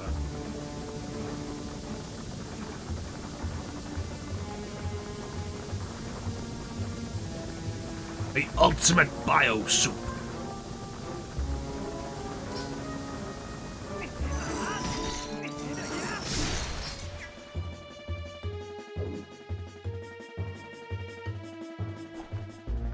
Yep. It's super weird and really interesting. I say, I wish Nintendo would do more dungeons like this. Like, they want to mix it up. They should do more dungeons like this that are dungeons just in really weird ways than deciding, you know, let's just get rid of dungeons and make shrines. Let's make so many shrines.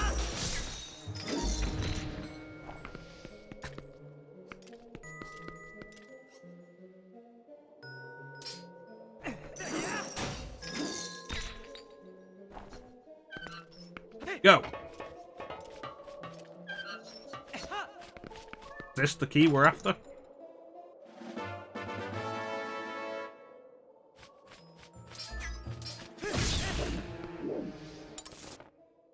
No, because it's not the room we were looking for.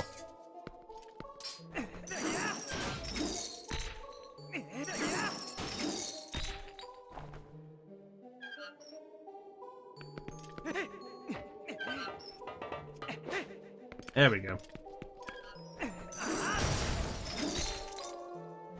Alright, now we can get up here.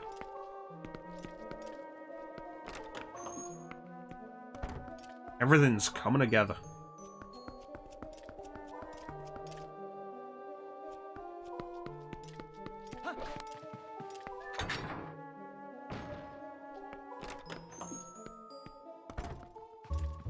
Yeah, like I've said it before, I'll say it again. Like, Twilight Princess has, like, some of the most interesting, unique dungeon design in the series. And it's a shame that after this game, Nintendo decided to change up how they were doing Zelda.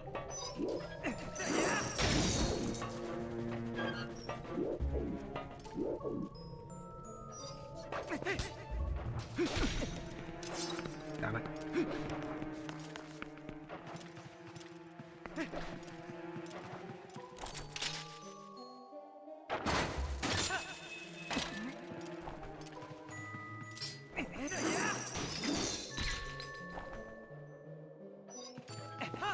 Who knows, maybe after Breath of the Wild, Nintendo will be like Sonic Team, like, oh yeah, no, you motherfucker. Oh, yeah, no, we had something that worked, and then we stopped doing it for no reason, other than stupid. And maybe they'll go back to doing this again. Yeah.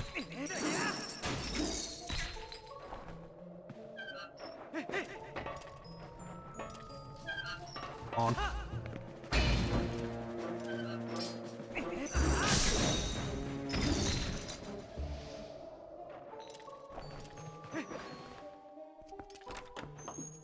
I feel like the whole open world thing, a lot of games are too scared of structure these days. The idea that linearity is a bad idea.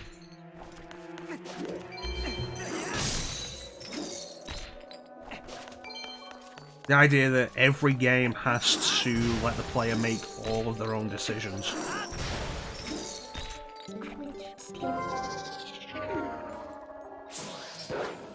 But sometimes you do just want structure.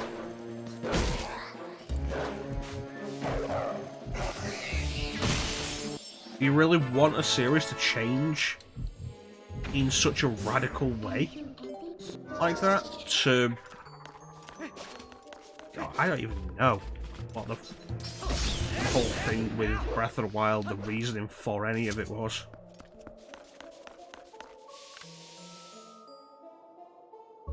Not a bad game, it's basically just a tech demo though. Or a proof of concept, I'd say, than a tech demo. Breath of the Wild was a tech demo, it'd be embarrassing because it still has trouble running.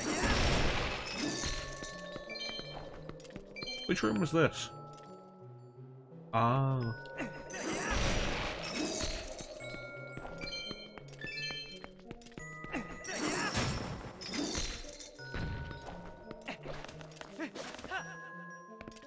It's a good start, but it's not a final product.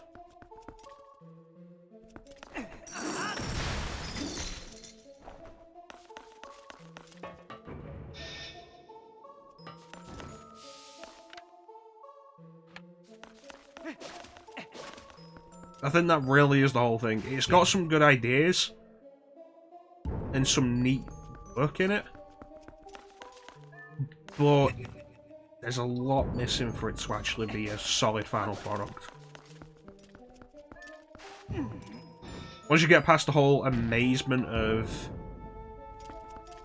open world Zelda, like there's...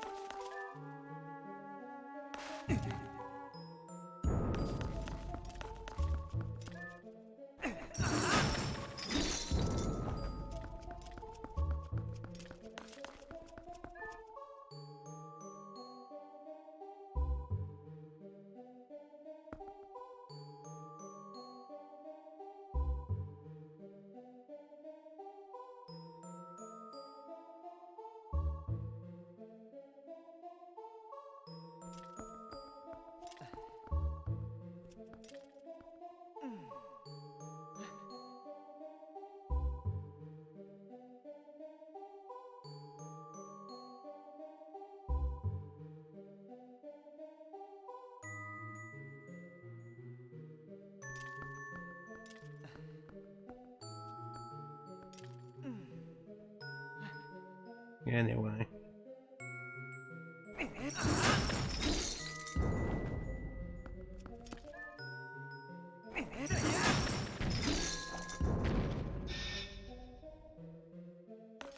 I feel like I've cocked this up. You know what? I've just realised what I need to do.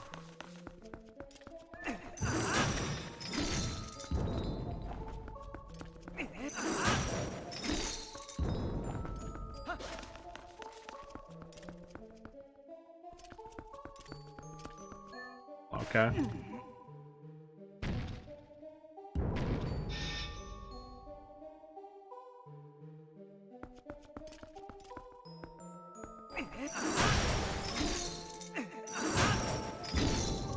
Is that better?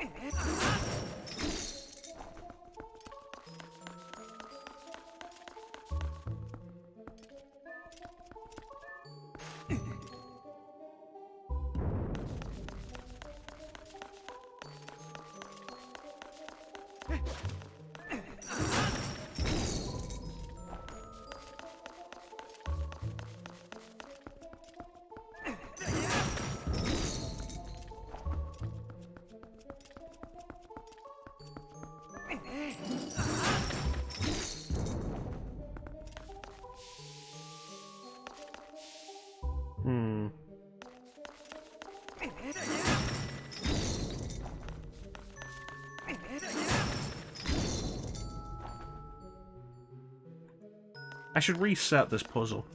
It'd make things a lot smoother, probably.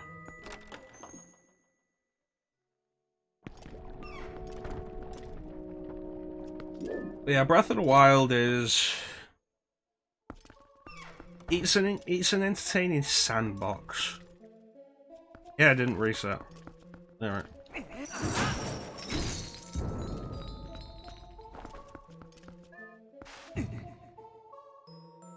But when you're after the structure, there's not much to it.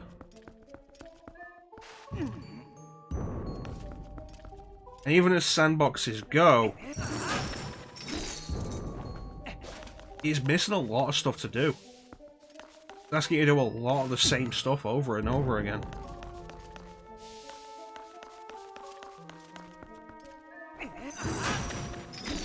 Oh yeah, it is what it's designed to be. Which, like we said with Mystic Quest is boring, but Mystic Quest is what it was designed to be. Everything that's wrong with it was a design choice. So it works. It's not that it's buggy, it's not that it's glitchy. And if you're into what it was designed to be, great. Because it's there. It works.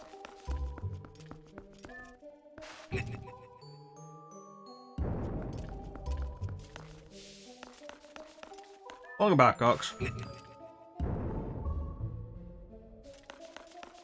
We're doing block pushing puzzles.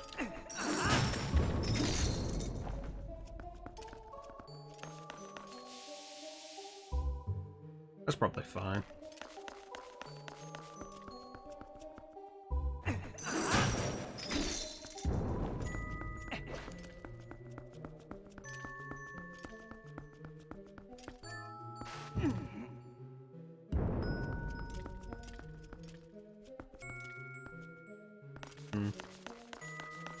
I feel like I'm on the cusp of this.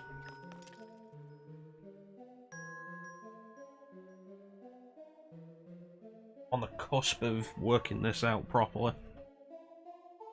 I should already have this. This shouldn't be that complicated. It shouldn't be that difficult for me, and I've been having a hard time with it. It bothers me.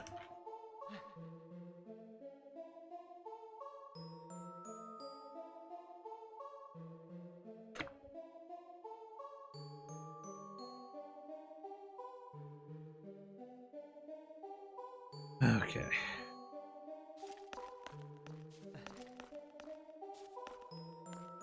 That won't work. That wouldn't accomplish anything. Oh.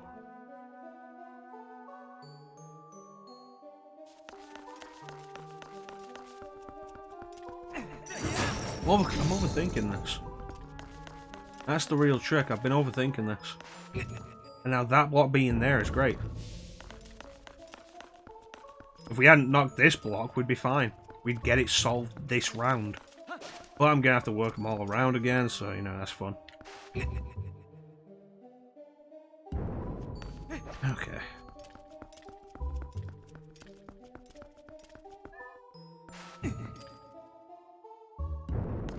Okay, and then we just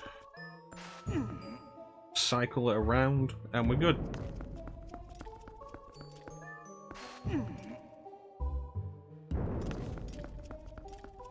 Super simple, shouldn't have taken me this long.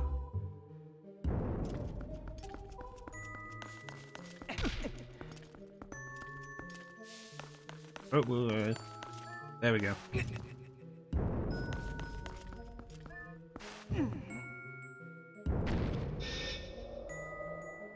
And bada bing.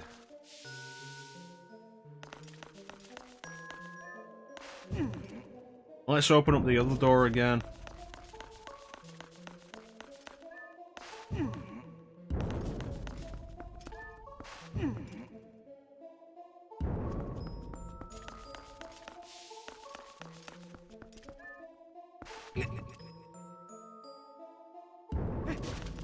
And then we can get out of here.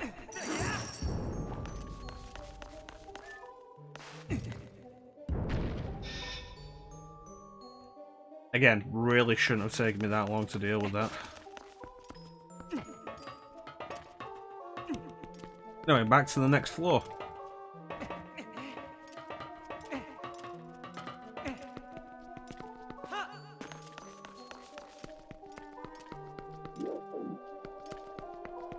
And this leads out to the courtyard.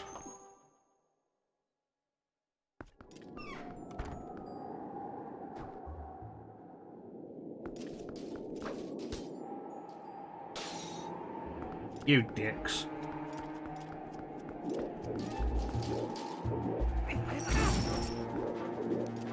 I'll get the damn thing, god damn.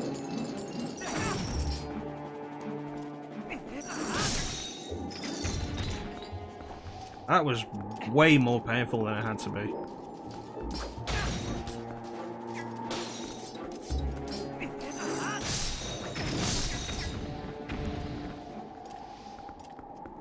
Anyway. What are we dealing with? What did we come up here for? What is the reward?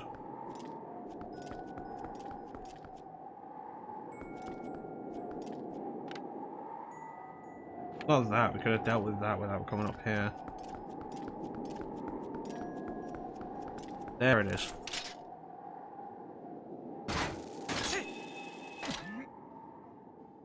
Yeah, I'm interested in Breath of the Wild 2. I want to see what it does to improve on the original. The original has a lot of room for improvement.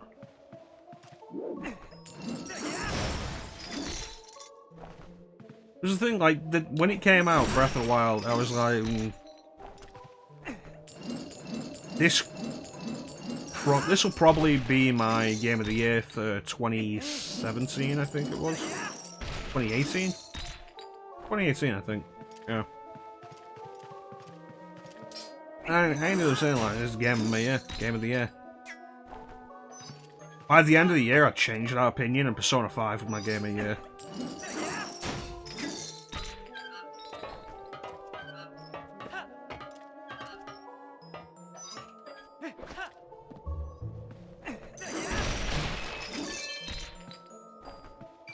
It just doesn't really have the staying power. I still think you're expecting Breath of the Wild 2 way too soon, Teak.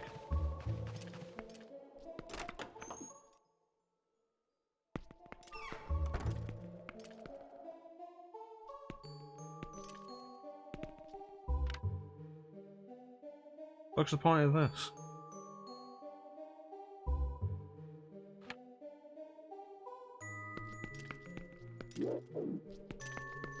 I mean, game development now just takes ages. Not like back in the good old days where, you know, we had Crash Bandicoot and then like maybe 8 months later we had Crash Bandicoot 2. And it was a big improvement. Yeah, I've been down there. What the fuck was the point of any of this?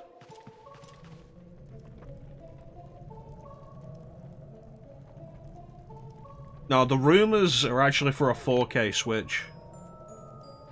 Which...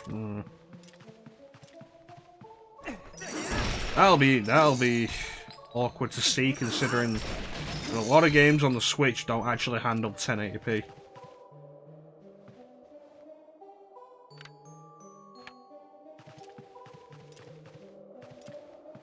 What's the point of this? Well, it's 1080p. It can do 1080p. It just usually doesn't.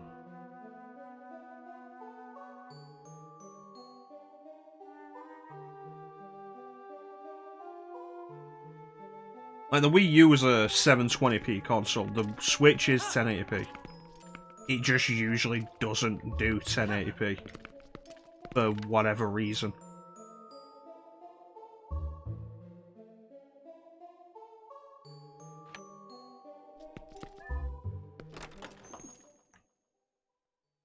Yeah, they've got the engine built and the assets you'd think they'd use, but you know what Nintendo are like? They could just turn around and decide they want to make a whole new everything out of it.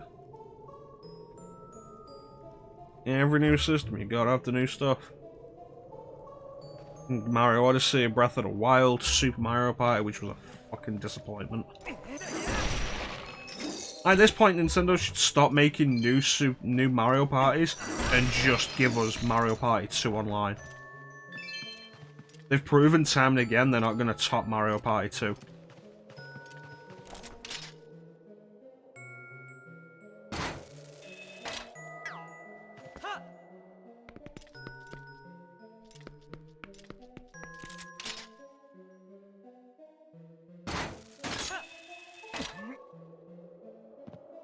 Mario Odyssey was really good. Not going to argue that. Mario Odyssey was the Mario game I'd been hoping Nintendo would make for years. You could grab that.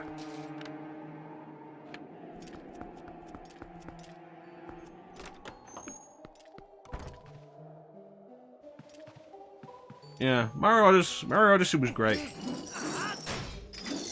Mario Kart 8 Deluxe is just Mario Kart 8 from Wii U with the DLC.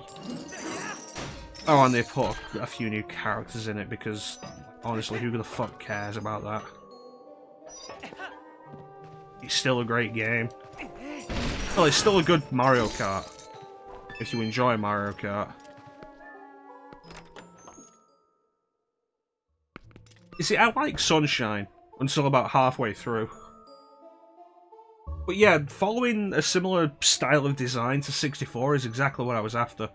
Dude, what the fuck is the... What's the point of any of that?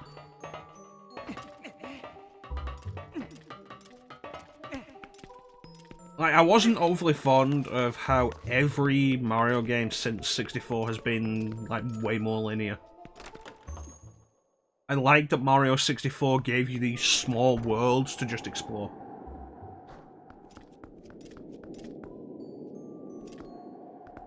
And like every time Sunshine, Galaxy 2 did any of that, you were always on the one path in every level. And it was way less interesting.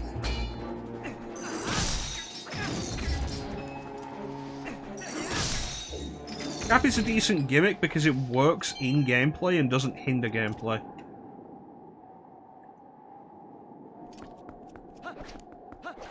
Mario Galaxy's gimmicks were all about the motion controls and the Wiimote. Flood as a gimmick was awkward because Flood took away from Mario's abilities.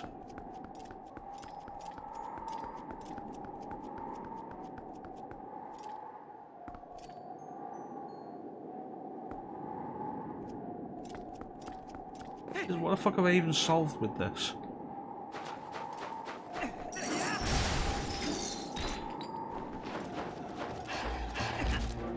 Those ice walls are basically 2D.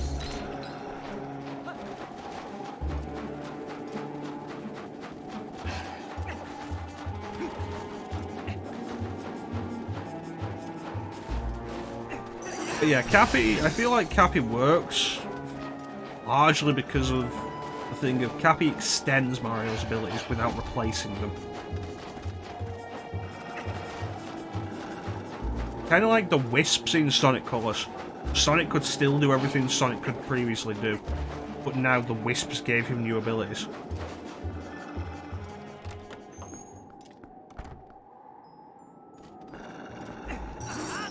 You can very easily argue Cappy was handled better than that, though.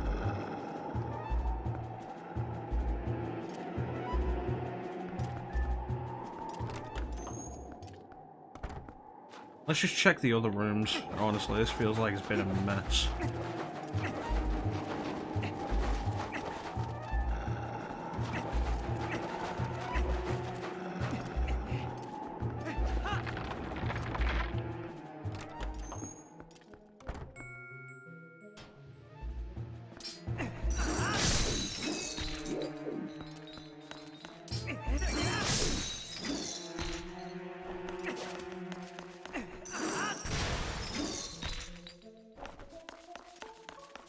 I mean, the main thing we have to question now is, like, is Nintendo going to bring Cappy back because Cappy was popular?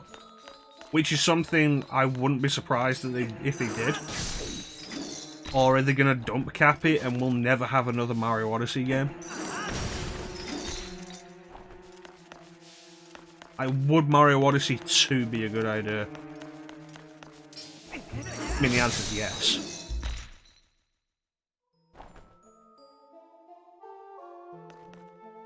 But could they recapture a lot of that charm that they had with Odyssey 1?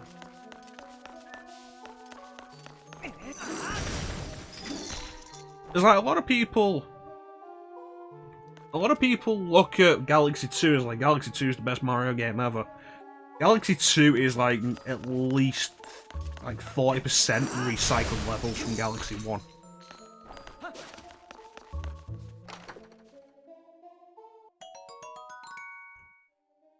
I'd be interested. I'll admit I would be interested. You always make like a reverse rebirth kind of thing of it.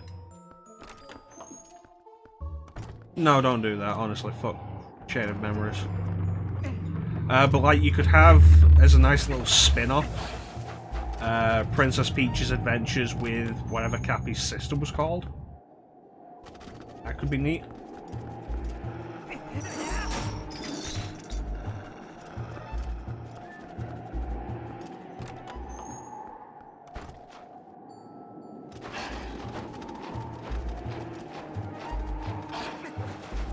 I mean, the concern with that becomes, like, it'd be nice to see these characters again and have this kind of gameplay again, without having these characters relegated to only appearing in spin-off games.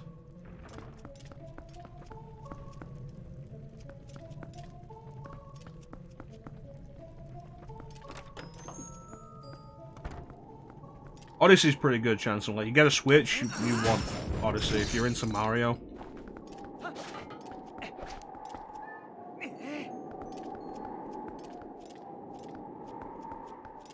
Mario cereal?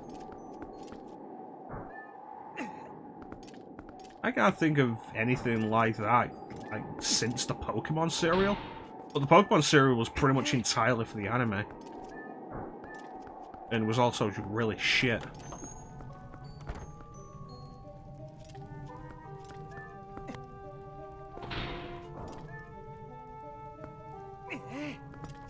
Now, there was a cannon up here. What is it going to be used for?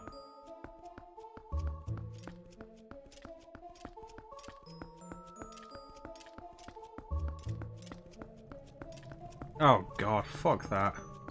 Fucking Nintendo.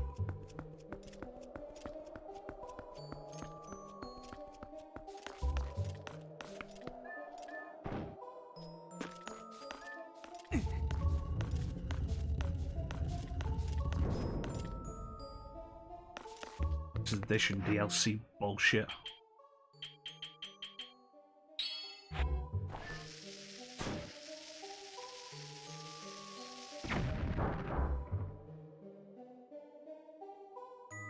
Did that work? I feel like it should have, but it doesn't look like it did.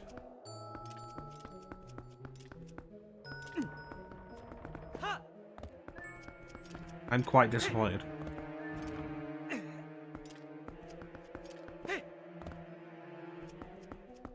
There's no like, this is another thing that people need to be complaining about more with Nintendo. Just this whole thing with amiibos being physical DLC. Limited physical DLC. Yeah, this was nothing.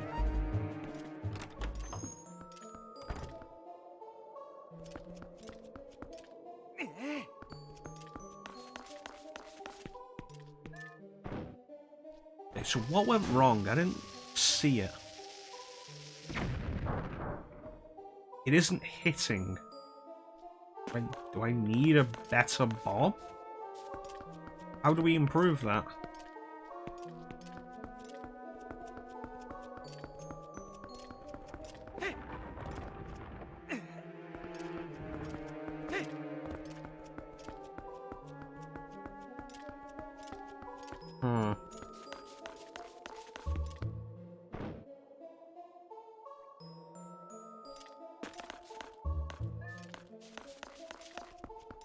Okay. Oh, can't get on there.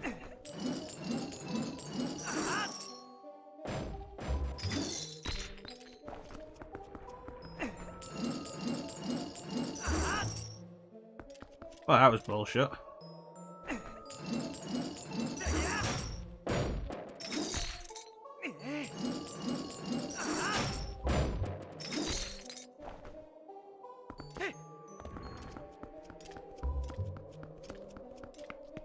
Alright, let's circle around on the map. Something's blocking it from the other side. We didn't go through that door over there. Why? Let's find out.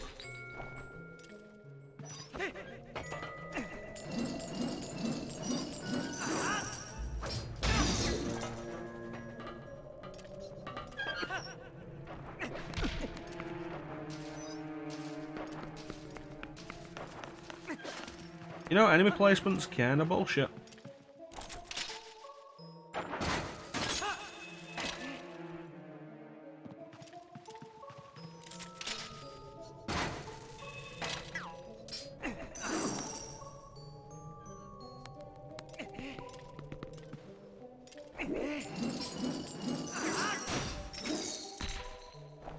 Alright, let's try this again. Go, go, go, go, go, go, go, go, go, go, go, go, go.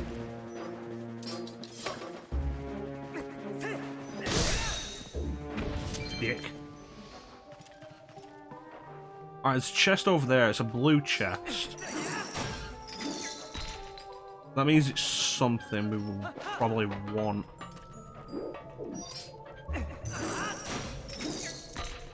There are ice keys on the ceiling. This is gonna get stupid, isn't it?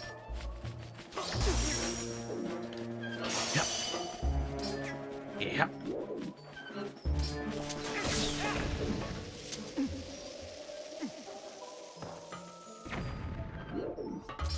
Anyway. Yeah, this whole thing with Nintendo over amiibos and limited edition DLC. Physical limited DLC. Yeah. I feel like it's another thing about Nintendo that more people should complain about. But people just don't.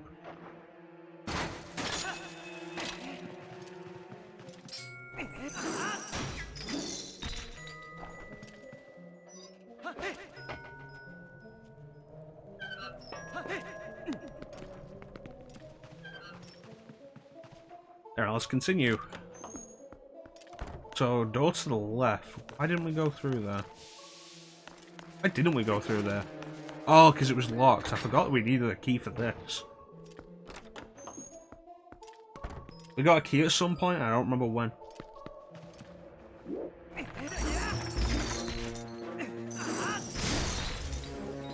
No, amiibos in general are just fucking bullshit. They always have been. And the fact that Nintendo has actually locked features of games behind them, and people are just like, yeah, no, it's fine, buy the amiibos then. You wouldn't let any other company get away with this.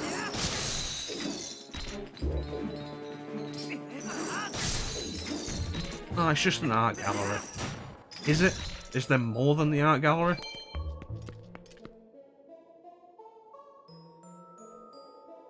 I looked up what the wolf amiibo does, the wolf link amiibo does in this game. And it opens the Cave of Shadows. This whole new area you can go for. Is it new? I don't know. Maybe. You get to the end, you get a wallet that'll hold 9,999 rupees. Which also makes the magic armor way more useful in that regard. Gotta buy the wolf link amiibo.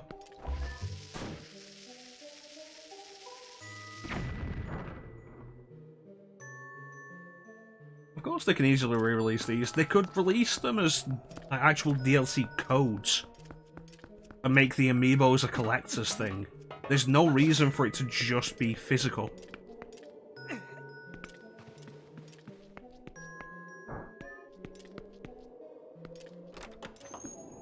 The fact that you can buy NFC cards from third-party sellers that aren't Nintendo affiliated that just have the NFC chips in them tells you that Nintendo could easily just fix this.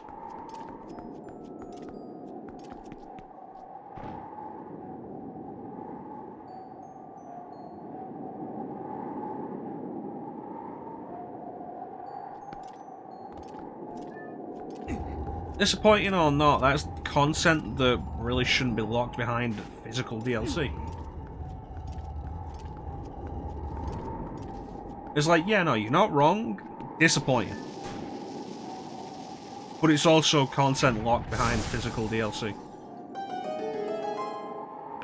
Okay. I get over there. What was the issue with that? What was going on? Okay.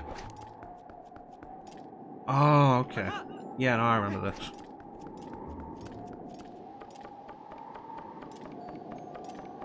Well, when it comes down to it, there's no reason other than Nintendo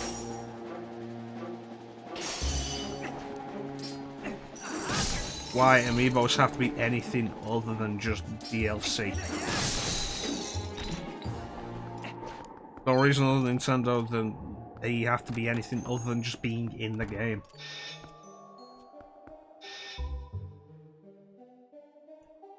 It'll be one of those things like the, oh, what was it?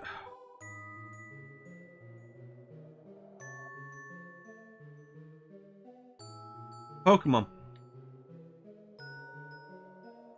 How before the 3DS and its ability to add content to the games,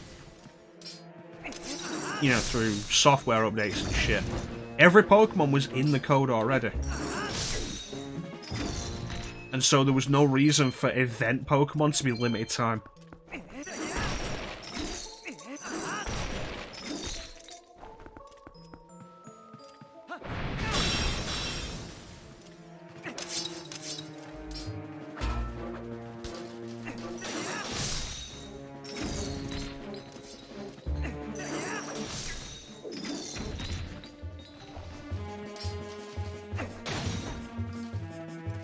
Come on.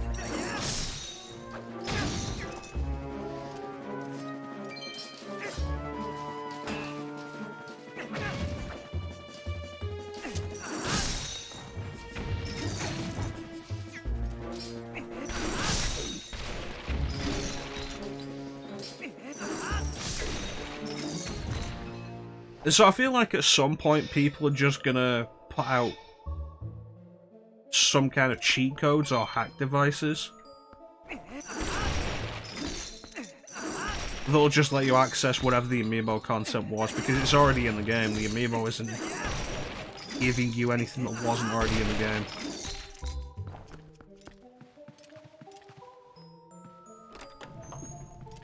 Same way as if you want to get, say you want to do the Celebi event in Pokemon Heart Gold or Soul Silver, which was a pretty neat event. It involved going back in time and meeting Giovanni.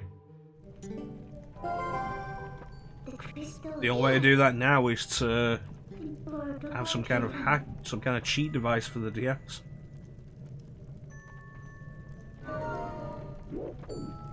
Alright, we got the key, finally.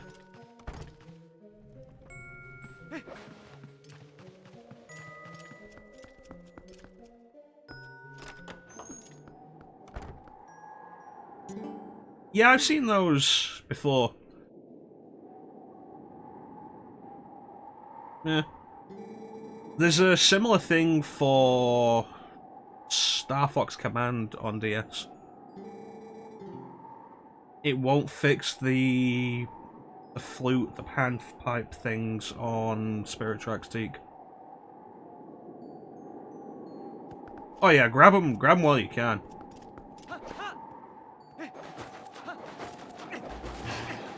So the soup should be good now. It should be perfect. We'll go back to Chick Yeti.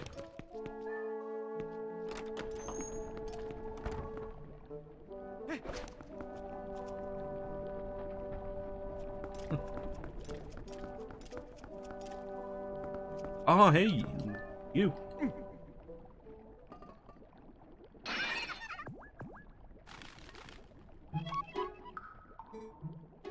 There's an interesting case with cats. There was a magazine, I think it was a British magazine back in the day, put out a demo cheat disc. It was basically like, here's a cheat disc. It's not the full cheat disc, it has some of the features of the cheat disc. There's like a little teaser to interest people in the actual cheat disc. It immediately became the single most valuable Dreamcast disc because it turned out you could use it to bypass Dreamcast copy protection. And everybody realised that.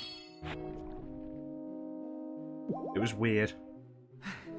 And like the publishers of the magazine scrambling to try and get it all back. It was crazy. Superb soup. I thought the soup got better. I thought it got better than that. It did. Really did. There was a whole mess over the whole thing. But cheat discs are worth having whenever you can get them. And usually pretty valuable at this point. Like, you get an older cheat disc, pretty valuable.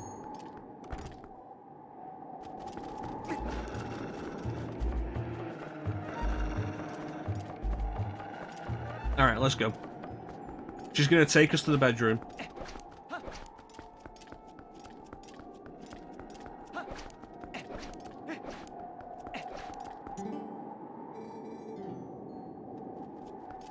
Alright.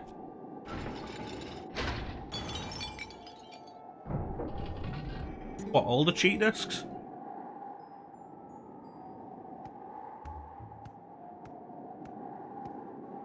Stuff has existed since at least the NES with the Game Genie, which Nintendo sued over. Alright, and now she's going to give us the Mirror of Twilight, so that we can take it away from her, because it's making her sick.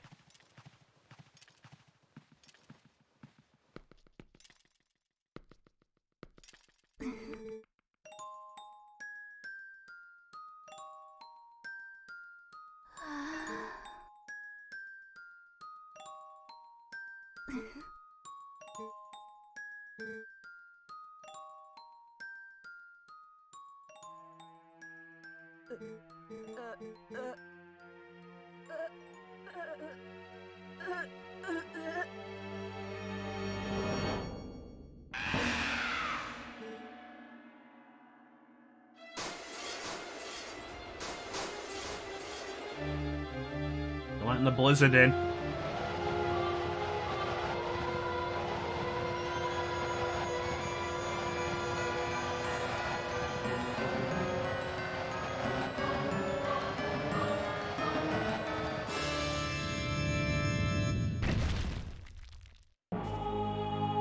Blizzetta.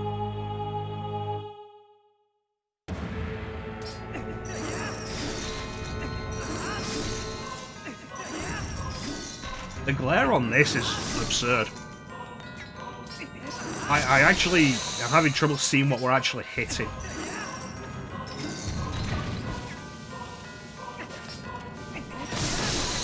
Like, it looks like it's probably, like, intricately modelled. Can't see it. Don't worry, Ninja. I got a ball and chain.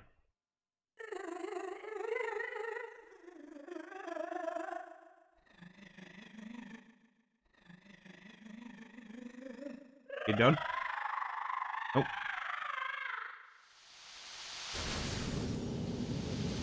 Oh, bloom.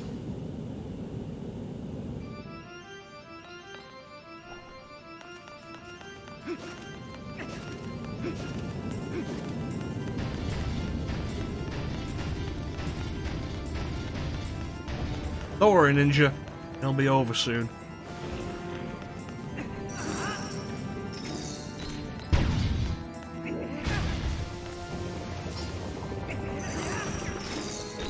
Oh shit.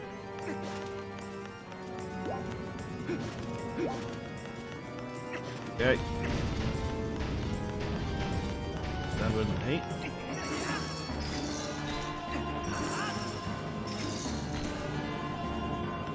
Okay, so I can get out this way. And then fuck you, bitch. Haha! 10 out of 10 would throw my ball and chain again.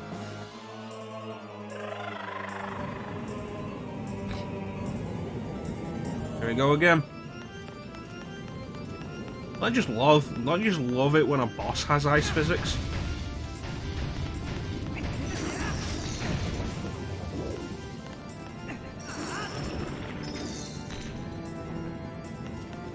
Okay, this way.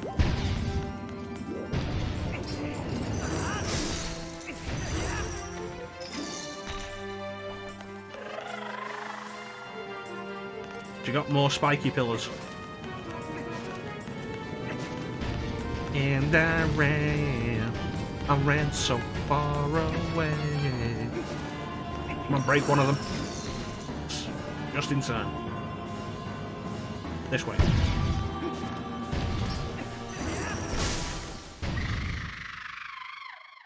You done?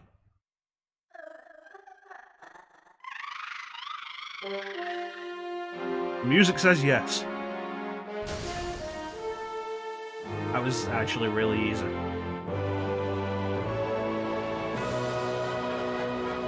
Like I said this before, but like Twilight Princess has some pretty spectacular boss designs, and the bosses look pretty impressive.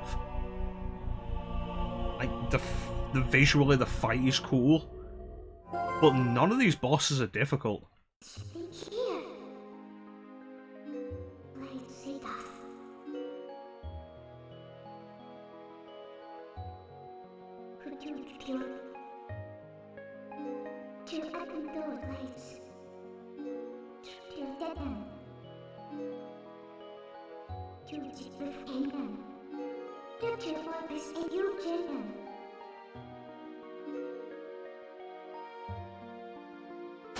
Nah, she's probably fine.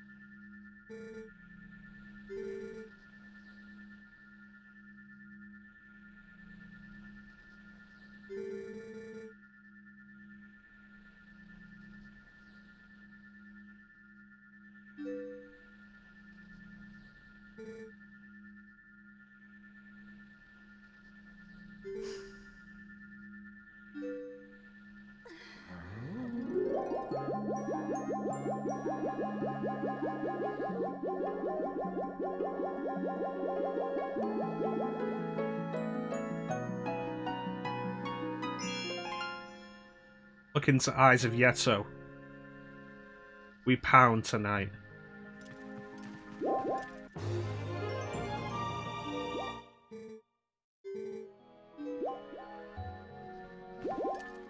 Probably worth remembering this is their bedroom. We should leave.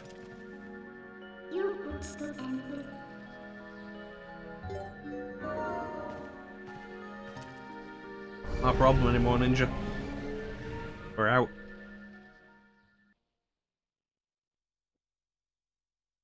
In my restless dreams, I see that place.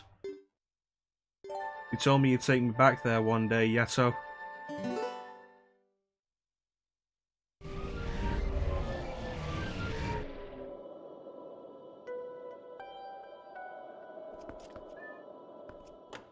Yeah, we just go back in though.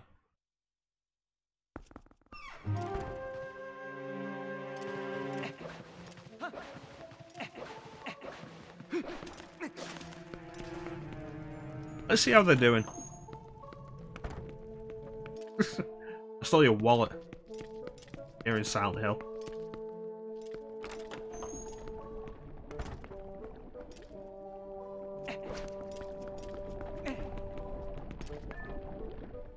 Is the soup better now? I'm sure it gets better than superb soup. No. Hmm.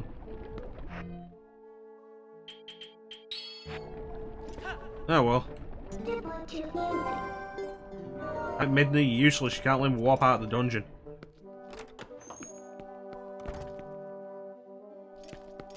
Let's go see if they're still in the bedroom.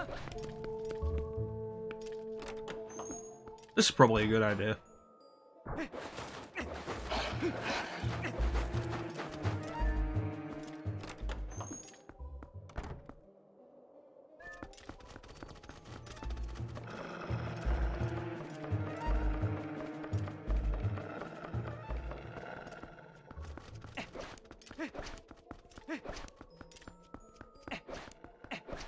Don't forget, we're doing Silent Hill 2 for Halloween.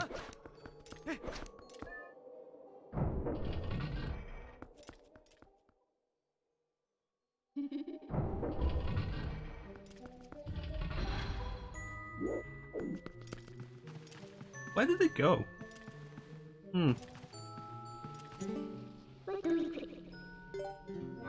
Alright.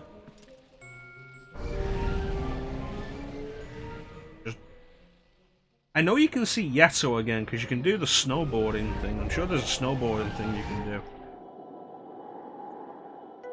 I wonder where they went.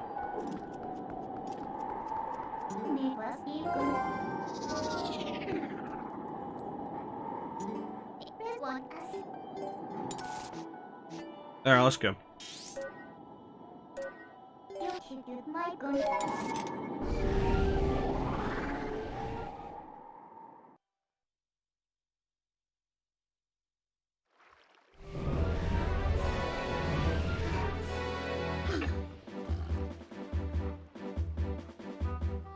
Okay.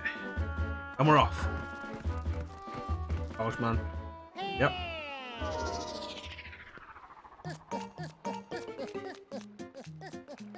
One day he's gonna run it like that and I'm just gonna kick him in the dick.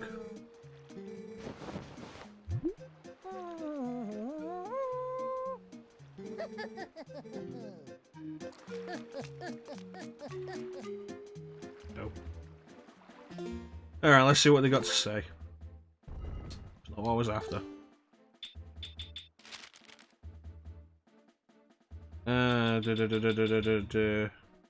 Go.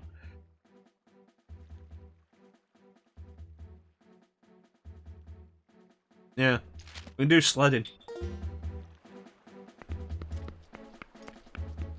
You know, accidents happen out on Hyrule Field, Ninja. Accidents happen. And I stabbed him in the face. You know, we've not seen Agatha, and I feel like we should at least show off Agatha.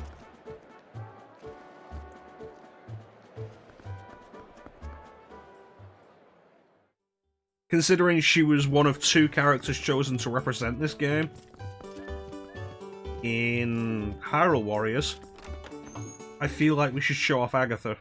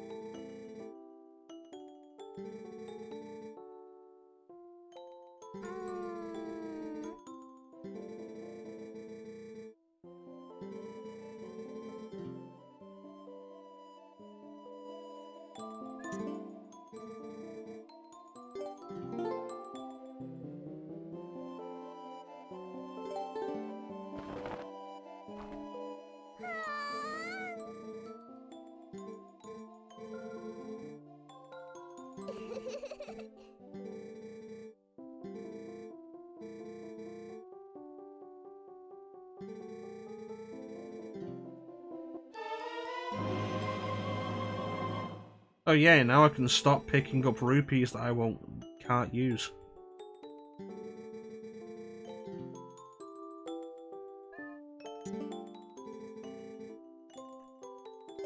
So yeah, of all the characters that we've seen so far in this game, they chose Midna, understandable, to represent Twilight Princess, and Agatha.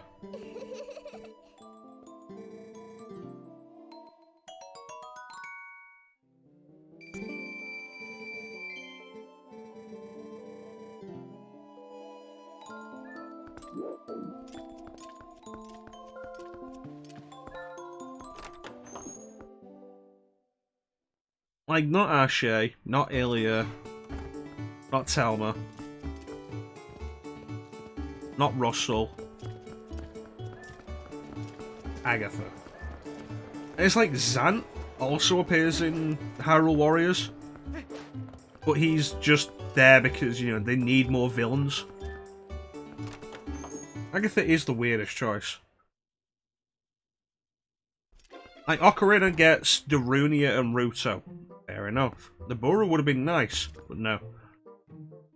Wind Waker doesn't actually appear in the main game. That was added as DLC in Legends. What's the other one? Skyward Sword. Skyward Sword just gets Fi. No Groose.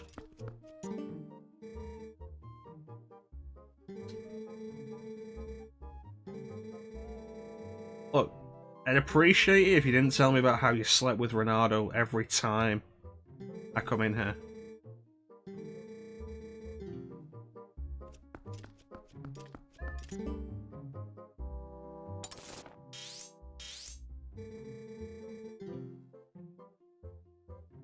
Bruce would have made sense.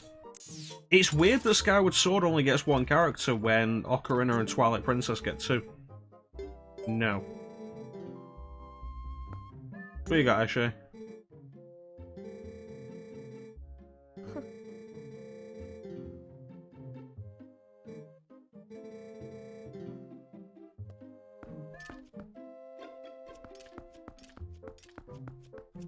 Yeah, but she's told me multiple times, Ninja. Like, Groose would have made sense. Anyone other than Agatha would have made sense. Alright, let's go home.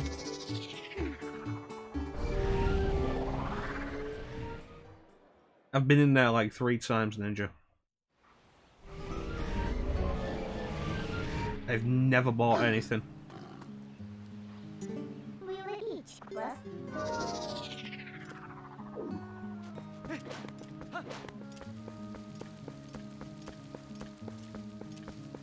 So I think we know where the Sacred Grove is. Where you got, Russell?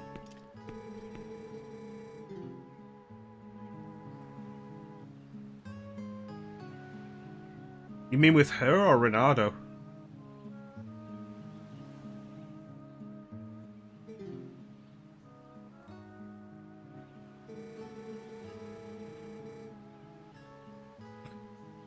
Yeah, with both.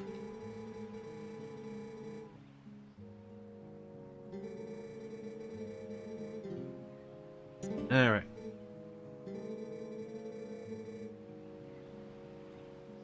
Russell, how the fuck do you expect me to do that?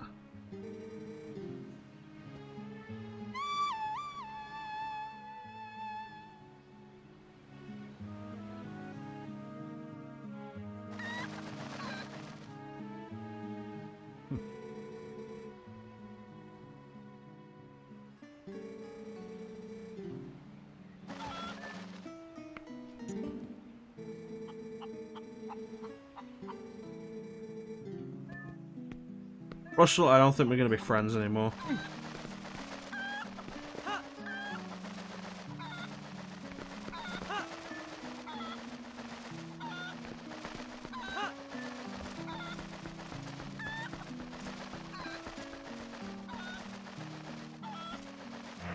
Yeah, I need my boomerang.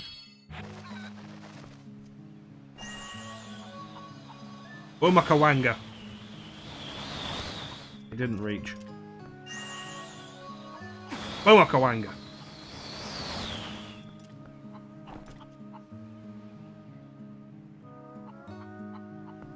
Didn't like some bullshit.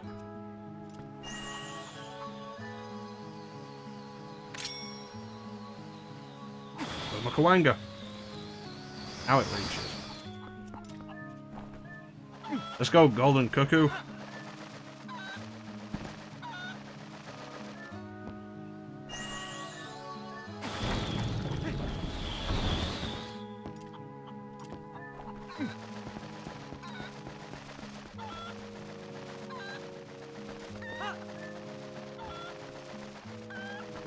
I don't really understand why we couldn't have just done this with the wolf.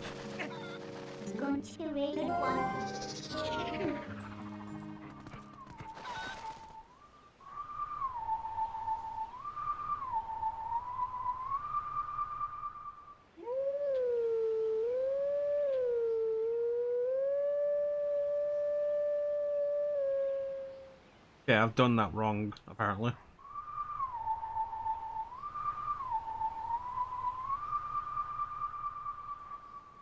Okay, apparently wasn't fast enough.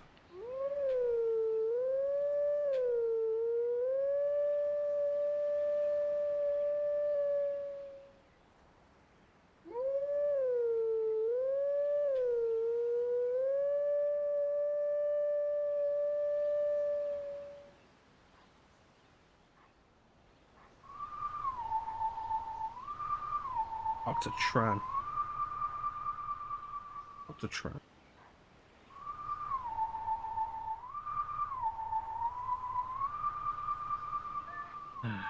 Try again.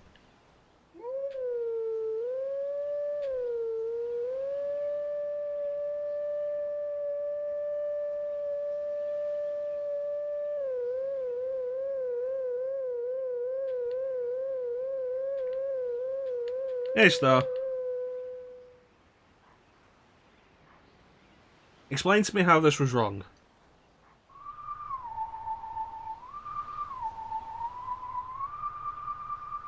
Yeah, it's apparently not registered the middle, but I did the middle.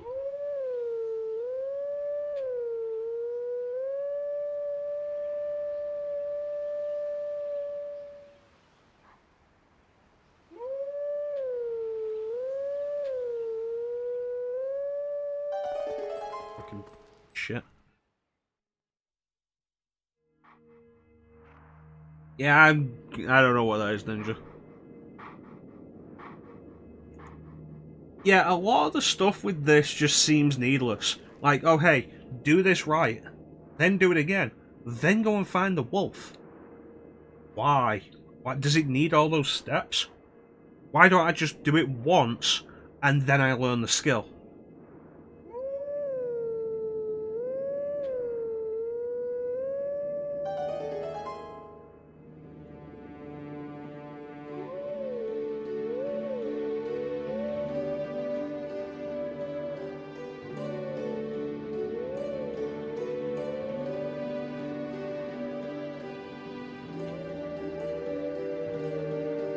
And people were disappointed that Twilight Princess wasn't a 100-hour epic.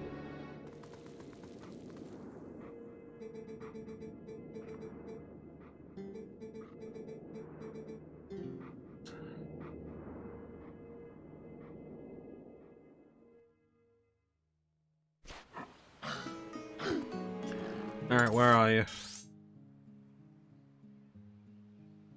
Have anything there? I don't think I do. Huh. Splat. Well, the golden chicken's gone. I hope I didn't need it for anything else. And again, why did I need the chicken to get there in the first place when I could get in there the first time with the wolf? Oh, great.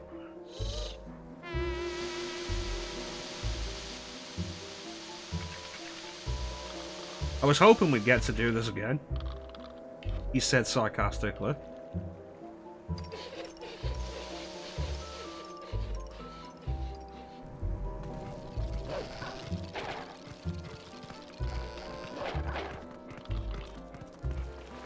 Where's the fuck nugget? Yeah, I forgot you do this twice. I thought you only did it once.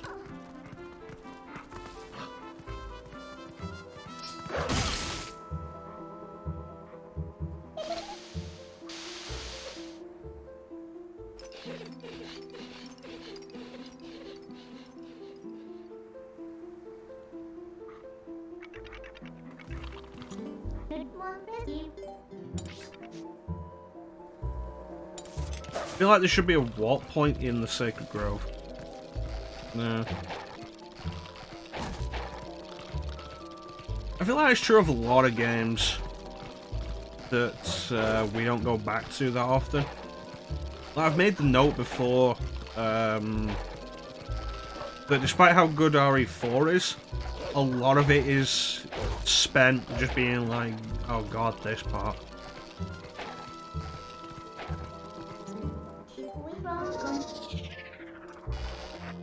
I'm gonna shoot him.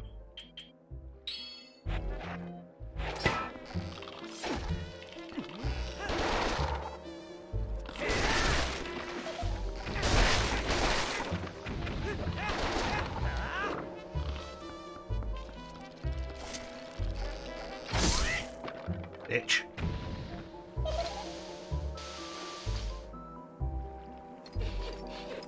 I don't know, the castle, overall I'd say the castle's still entertaining. The island has its moments, but it's definitely the weakest part of the game. And part of that probably has to do with just fatigue. Because it's a long game, and you think you'd be almost done after the castle. But you're not. Still a lot more going on. A map of this area would be nice. Don't give me any of that Lost Woods bullshit.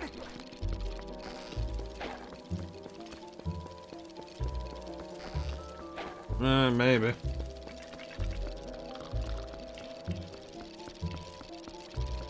You might be right about that, Ninja. The castle is the longest part of the game.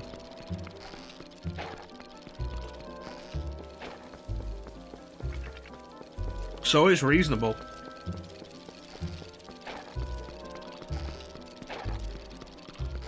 Well, as long as it's not Nest 3 star.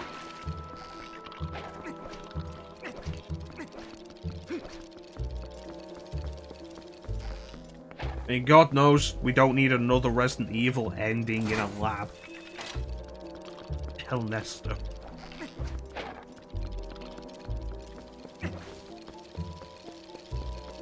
It's like I said on Sunday when we did RE3.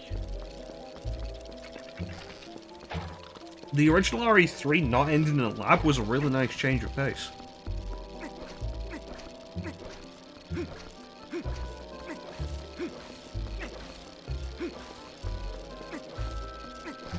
The Dead Factory was really neat and different.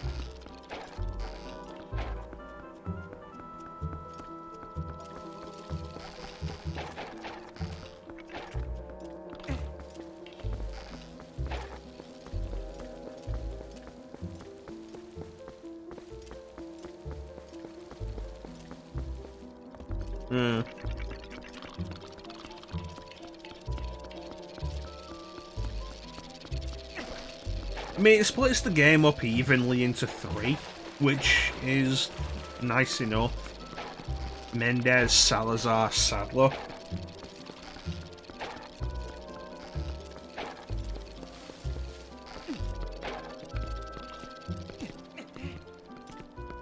So you got your 3 main villains.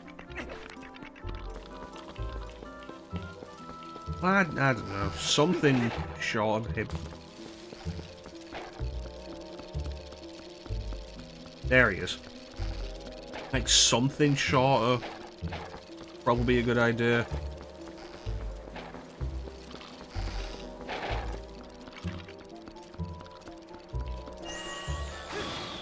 Yeah, I'd be surprised if, like, if the RE4 make happens, if they actually cut Krauser.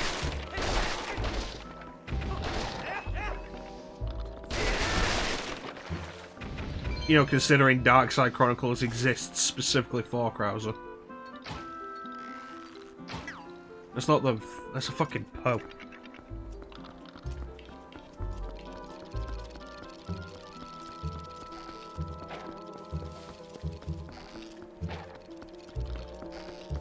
You could argue Wesker in 5 needed more build-up.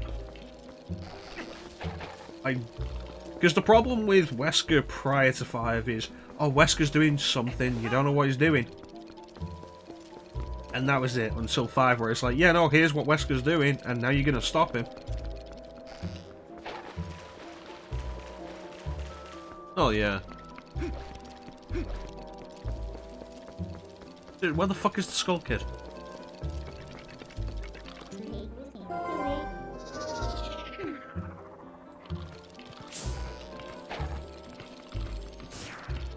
Like, maybe if you actually had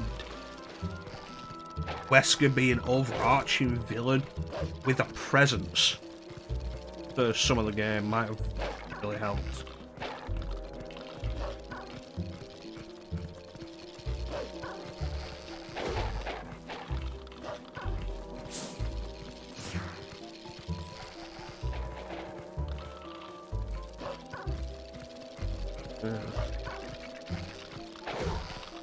It's like, you get all the build-up with Wesker, and then all of a sudden, or like over several games, Wesker's just in the background. Everything, apparently,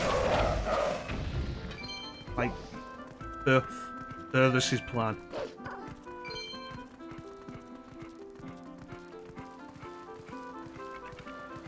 But it doesn't work great because Wesker doesn't actually do anything himself until RE5.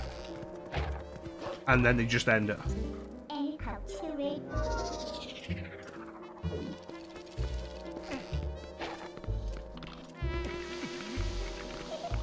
Okay, I heard him there. Where is he? Son of a bitch.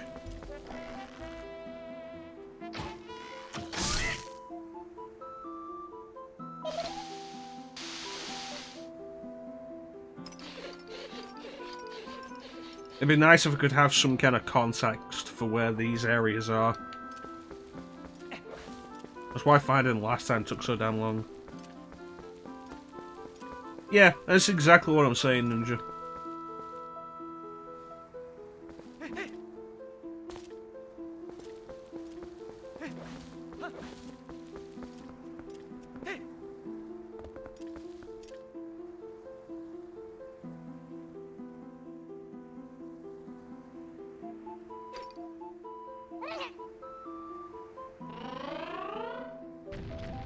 This shouldn't have happened again.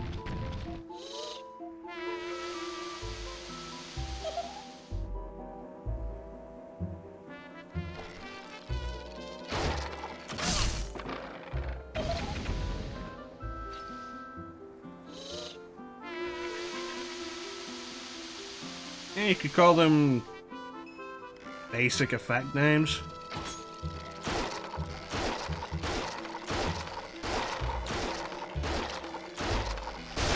Out of the fucking way, jeez.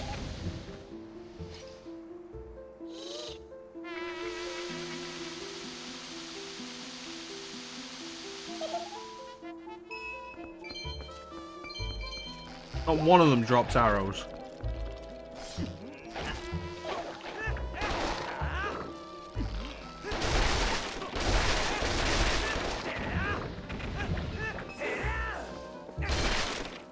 No, like, it's a big part of the problem with RE5 revealing Wesker's plan. Because a lot of the actual details of Wesker's plan are explained in stuff that didn't happen in 5.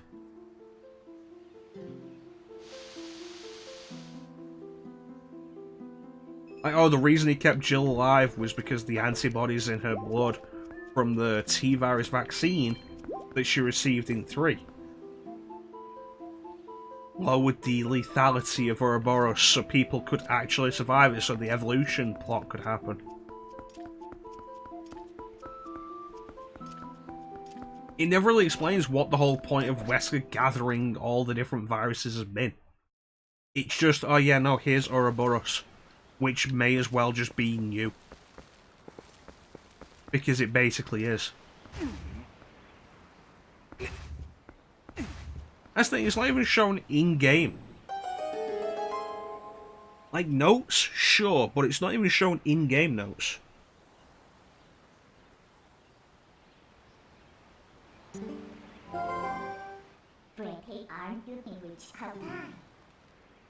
Yeah, so I forget, why couldn't we do this the first time?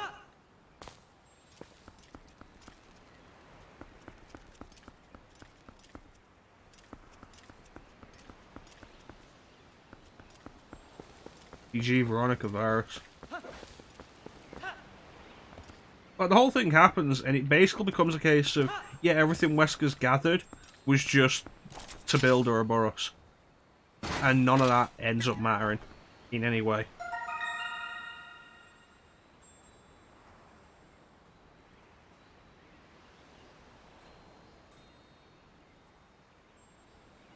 Well, let's think, like, RE5... Oh, well, that was fucking wonderful. RE5 trying to do the whole daylight horror thing could have been interesting if they stuck with it. They didn't.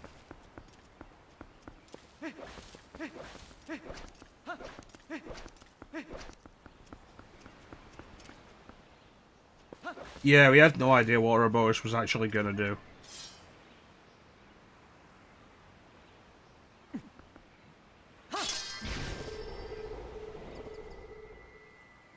Cool. Why couldn't we do that before?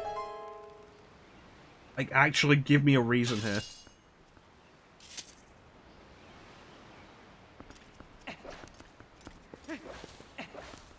Yeah, having it be successful on somebody would have been helpful.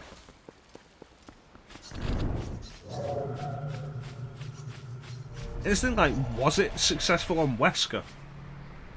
How would we know? Hell, when it comes down to it with Wesker, he gets Ouroboros and then just seems to become less capable.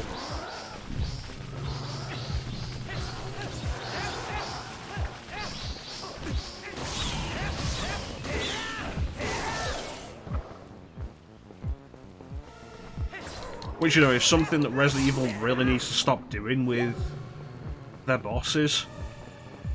But yeah, no, I'm gonna use this super virus to stop you. Cool, how is that actually gonna make you more effective than you were?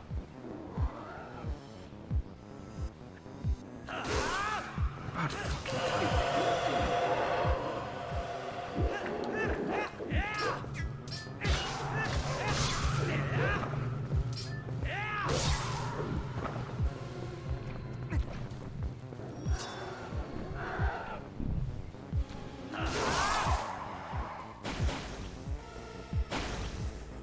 yeah, the Wesker boss was shit. What's your big special ability? I can throw you into the lava. You could have done that without Ouroboros. I feel like the only person who injected themselves with a virus or did anything like that, or is actually a case of, oh yeah, no, it is actually they're more dangerous now, was Alexia. And then Alexia turned into the giant cocoon monster, and... not cocoon monster, the giant brood mother monster. And it was like, well, now you're less dangerous. Yep. Yes, it does, Star. Yes, it does.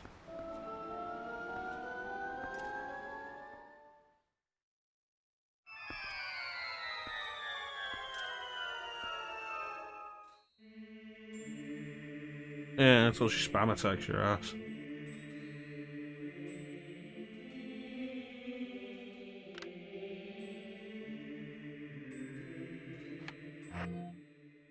And I think this is a good place to call it.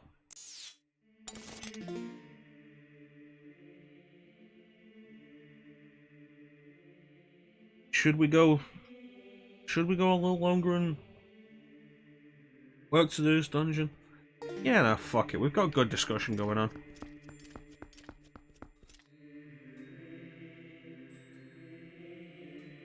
Yeah, when Alexia was more person-shaped, she was way more dangerous.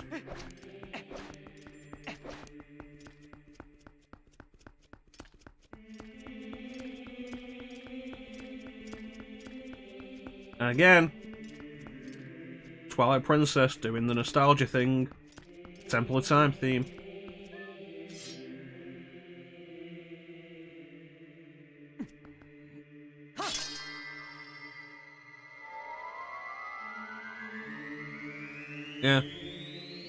Like, just bap. And it's like, oof. How dare you? Now I'd better become a giant cocoon.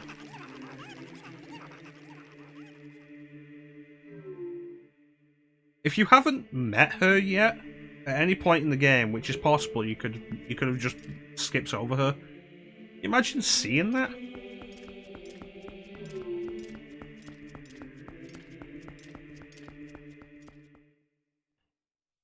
The first-person aiming mechanic of Code Veronica is garbage.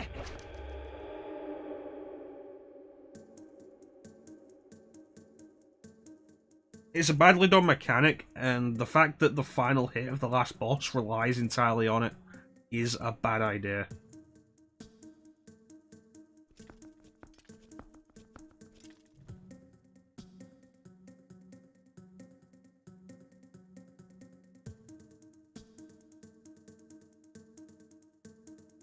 Yeah, Nosferatu is terrible. Nosferatu, you're probably better off knifing him. Work out the pattern. Knife Nosferatu. Because it's easier than aiming through that fucking terrible draw distance. Capcom says Blizzard, I say draw distance because the draw distance is a problem through the rest of the game.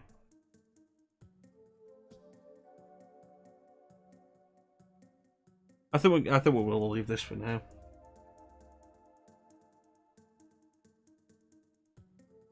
Like, you can see it previously in the game.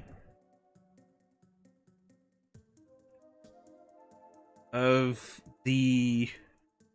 Yeah, Get You a Sweet Death cutscene. It's also a lot simpler. Considering that you can't see Nosferatu before he's in range to hit you.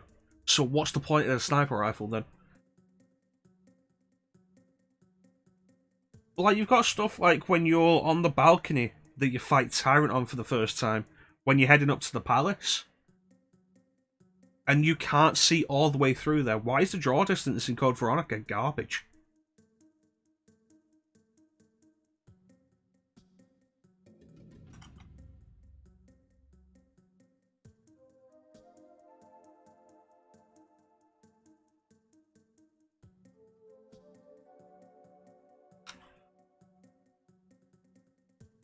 At the end of the day, the decision to go from pre-rendered backgrounds to fully 3D environments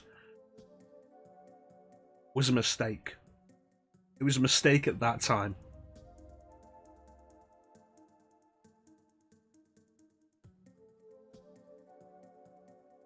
And a bunch of the camera angles are also lead to really cheap zombie grabs.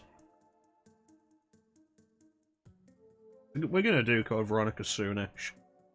After Arkham.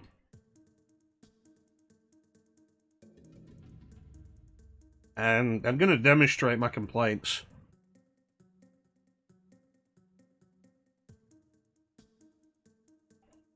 It's all well and good, the Dreamcast couldn't do enough.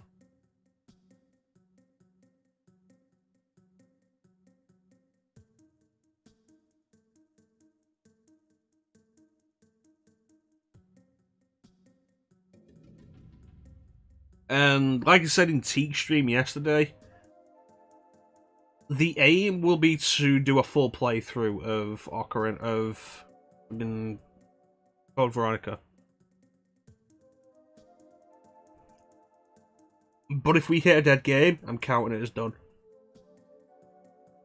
Soul Calibur is more than a tech demo. Soul Calibur is a fantastic fighting game with a lot of content. You want to argue Crazy Taxi? Sure, I will argue with you on Soul Calibur. I'm not even that big a Soul Calibur fan, but Soul Calibur 1 is fantastic on Dreamcast. I didn't save, did I? Let me save before I forget, because otherwise I'll turn this game off without saving and we'll have to do like the last whole thing again.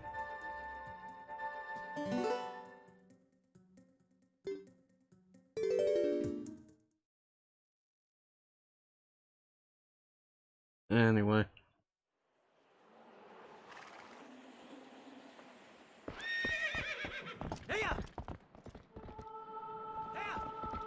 Code Veronica also wasn't an early Dreamcast game, it came out in 2000.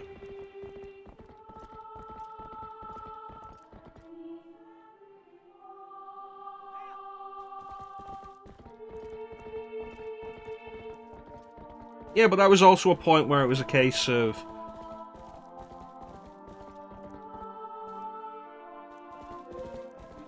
Oh, it recovered by the time you said that, Ninja. I hadn't noticed. It's like Dreamcast was also a case of, like, finally arcade-perfect ports in the home. Because by the end of the PlayStation era, like, Tekken 3 visually was a downgrade on PlayStation. It's fantastic on PlayStation, but compared to the arcade, it was a downgrade. Dreamcast was, like, the hit of arcade perfection. And that mattered at the time. Didn't stop them from being good games.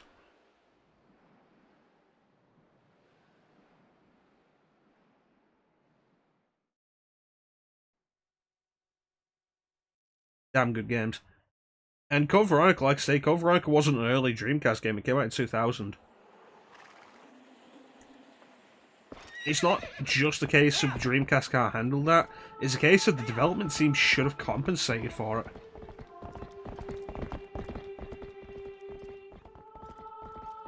Make the environment smaller or make the camera angles better. Don't show off that you can't see from one end of the room to the other without draw distance kicking in.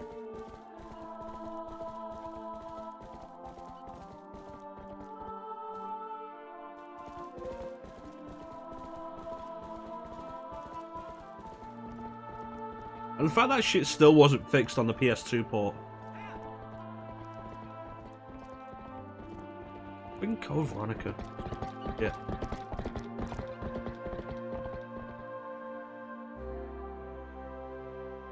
For any one good thing you can find about it, you'll find like 5 bad things. Oh, that reminds me, I wanted to see about changing some of the reward points.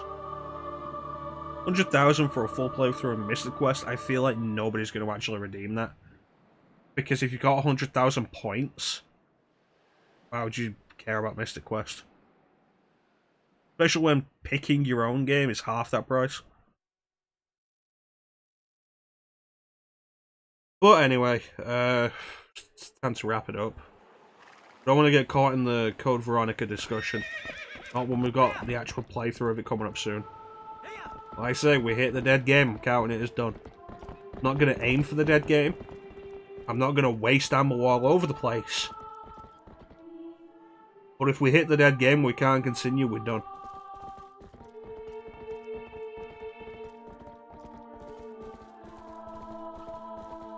And I feel like we hit the dead game, and we can't continue, that's another complaint against it.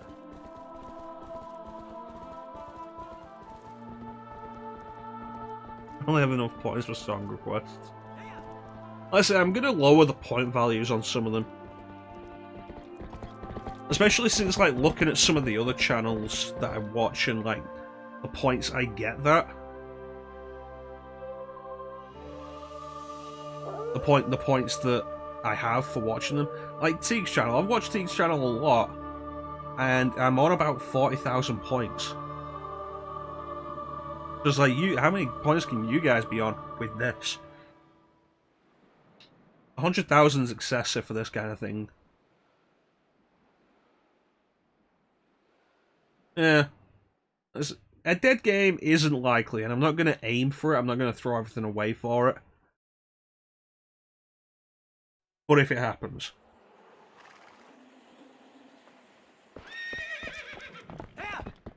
I only know how many points I've got in Teek's channel because it's just displayed underneath chat.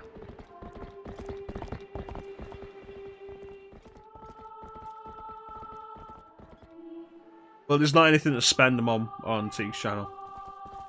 So, like, they're just sat there. I feel like streamers should have some say in whether or not channel points are even a thing on their channel. I don't think streamers should. I don't think streamers should have to feel like they have to make point rewards for shit.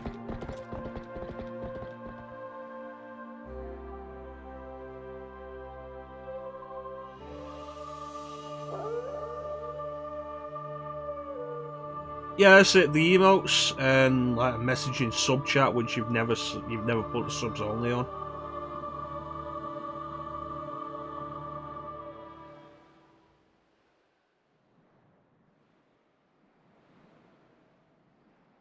Yeah. It's not a big deal, honestly. It should be down to the streamer, and like I say, I think the streamer should be allowed to just turn channel points off if they don't want them. I just have them because I think I could set some fun stuff up with them that would be kind of amusing to me.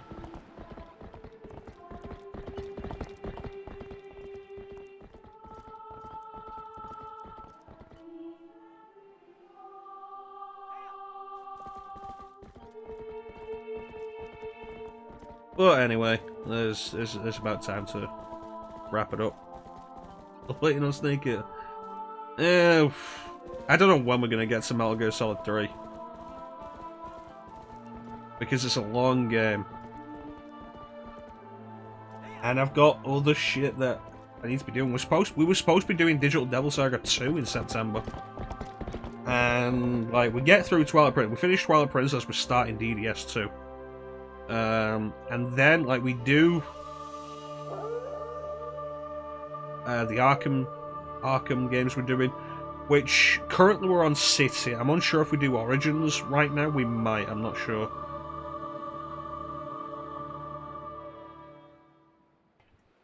After that, Code Veronica, get the Code Veronica playthrough out of the way for everybody who's saving up points for it.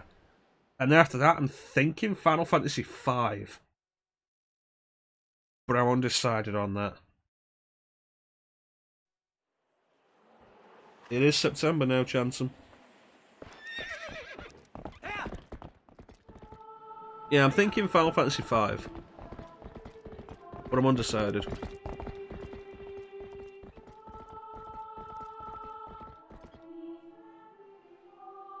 Yeah.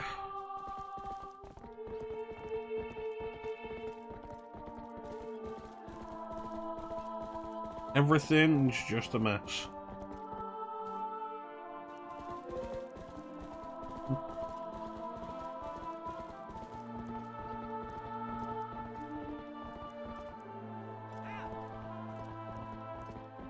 Yeah, I remember when we went.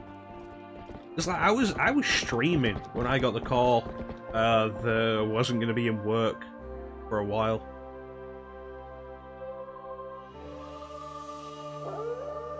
Probably not, Teak.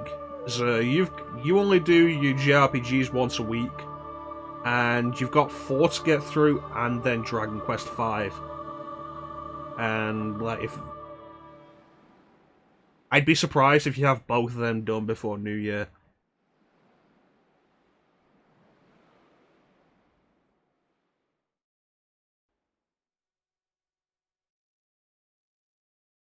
So it's kind of unlikely we'll do 5 at the same time.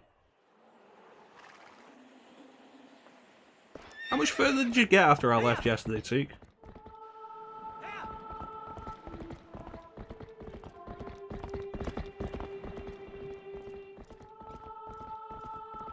Yeah, and I went off the rails. Still bothers me that I know more. I remember more about 4 than 5. Specifically direction-wise. You saved. Yeah. Maybe it's because 5 is lighter on story. 5's more about the gameplay.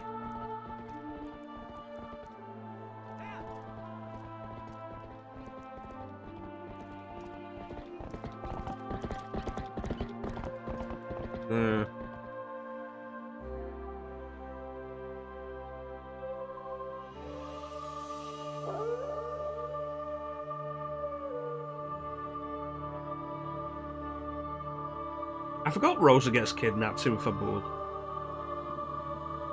I don't know why, because I remember she's not with you when you go to Troya. The whole thing of getting the crystal of Troya is specifically to do the hostage exchange. With the power of hacking,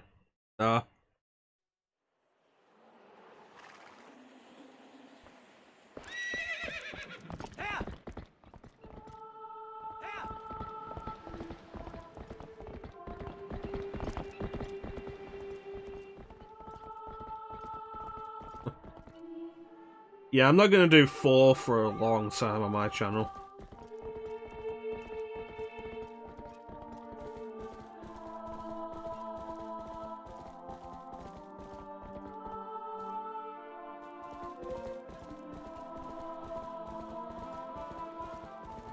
I'm probably more interested in doing 1 before 4, 6 before 4, 9, 10 before 4.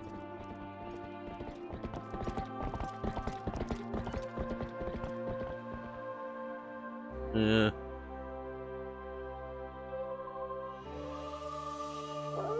So you said you got a boat. Are you in Mysidia yet?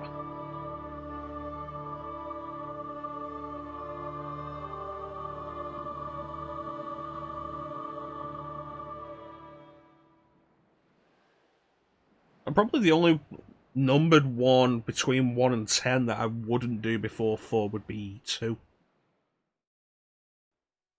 I have no interest in doing 2. Yeah. That's why in FF4DS, it's all about the augment system. You gotta make use of the augment system.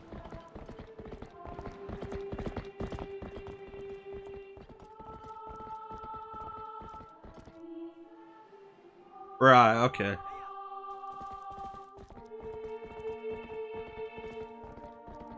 Don't forget to say goodbye to Yang's wife.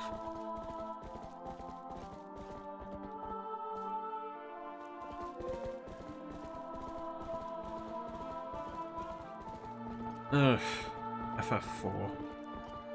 Tell you what, I kinda wanna do the original Persona on stream. Largely just so we can get to Persona 2.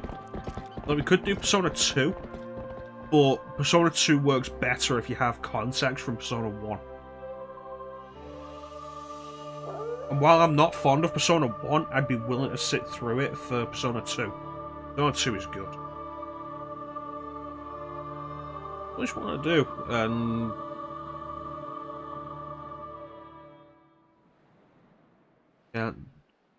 Can't stream all the time. Oh well.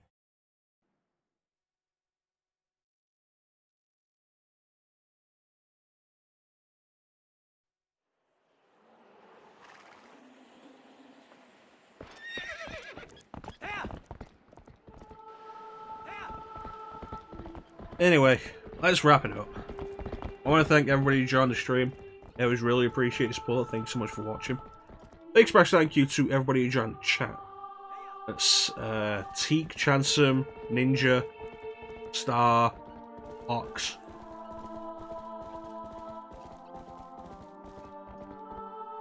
November Teak. Did I miss anybody who joined chat?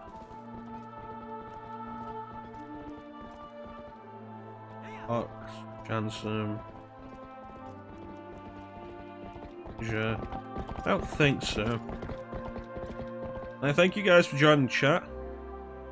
I always really appreciate that. Chat is the best part of the stream.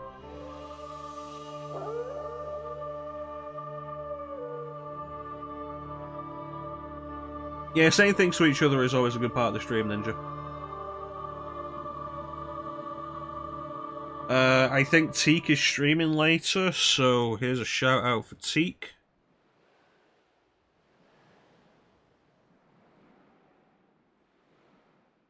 He's a cool dude, he plays video games sometimes.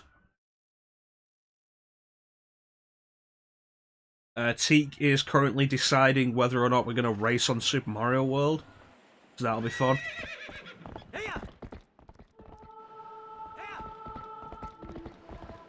I don't know what he's doing tonight. Wednesday's a weird day for Teak. Teak has a game-style schedule that he sticks to. Whereas I just play whatever the fuck I want. Teak will be streaming much later. Yeah, because he finished Death and Taxes, didn't he? Death and Taxes was kind of neat. If Teak was streaming earlier, I would take the challenge to do Super Mario World today. But as it is, I want to get some sleep. So that's fair enough. At this point, I'm kind of alternating between games, and every now and then just throwing in a stream of whatever I want, just for myself. You should probably sleep more, Ninja. Time's it? It's almost 11:30. We're alright for a minute. Don't worry, I can be awake for another 2 hours.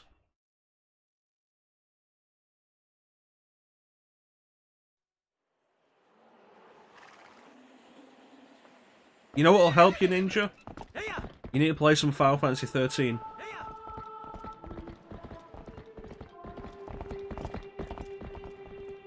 Remember, we hit 150 followers. Final Fantasy 13. I want to get to DDS2. I want to know what Nirvana is.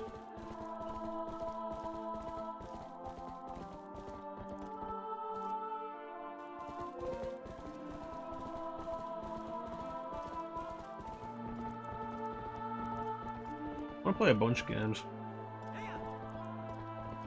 You need to make a proper list. Chances are DDS2 will have to go full hog on that to finish it before October.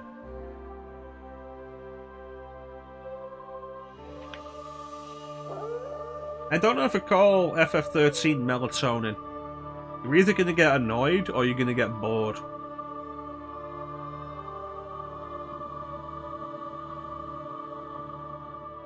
'13 is, especially in its opening, 13 is really boring. Stuff happens, you have no idea the context of it. Stuff is delivered. Cutscenes are delivered to you in an order that isn't chronological. And then the big complaint about 13 that I haven't actually brought up in I don't think ever on stream, the data log. Because on top of the problems 13 has that I've spoken about,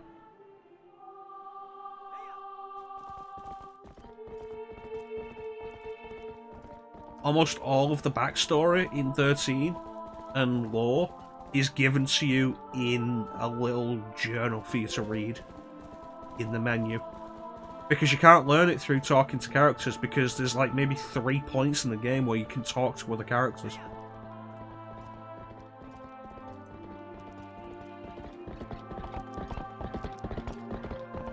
It's been a while since I've started falling asleep while playing a game.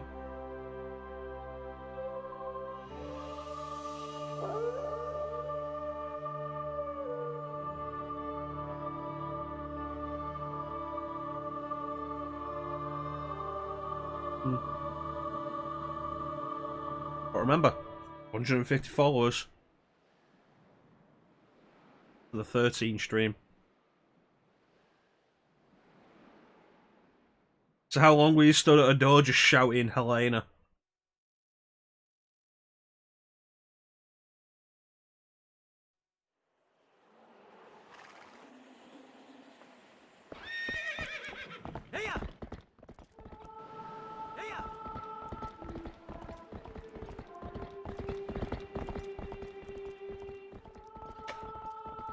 I fucking hate that level.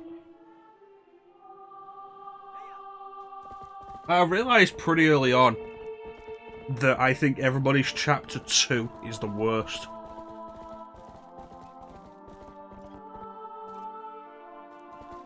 Like, Leon and Helena's chapter 2 is the cemetery into the church, and Chris and Piers' chapter 2 is the Eastern European war zone, and Jake and Sherry's chapter 2 is the snow, and everybody's chapter 2 is shit. I want to see about setting up some RE6 playthroughs.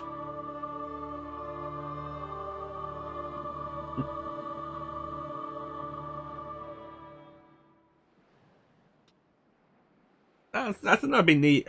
Like, I think Klim's supposed to be doing RE5 with me.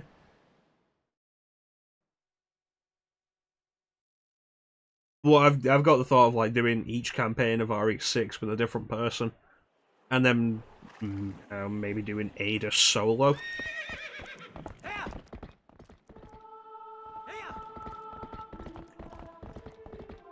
Yeah, Chris's last boss battle is shit. Everybody's last boss battle is shit. Chris's is probably the worst because the entire battle depends on Piers' new lightning attack. And chances are you're gonna run out of ammo with Chris. Which means you need the player who's playing as Piers to figure out how to use this new lightning attack, while you're also just kind of stood there doing nothing. The entire thing is so poorly designed. Of course it happened. It's gonna happen, it's damn near guaranteed. The entire thing is so poorly designed. So Ninja will be playing as Piers in my RE6 playthrough. Yeah, it happened to me, I think, on at least 2 of the playthroughs I did. Bear in mind, I have completed RE6 3 times. Piers! Piers! Piers! Alright, thanks for joining us, Teak. I'm glad we could keep you occupied. You have yourself a good night, man. And with that, it's probably a good time for us to go.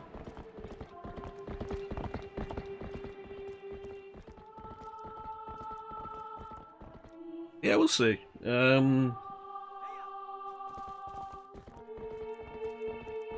Setting up RE6 with 3 different players would probably be interesting. But if we're going to do that, I should do RE4 first, and then RE5 co-op with Clem. Good old Climothy. And then we'll work out who we play RE6 with, because it would be on PS4.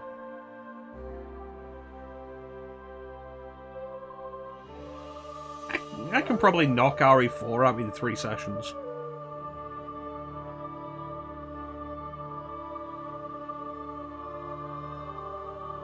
About 10 hours-ish. 3 sessions, yeah.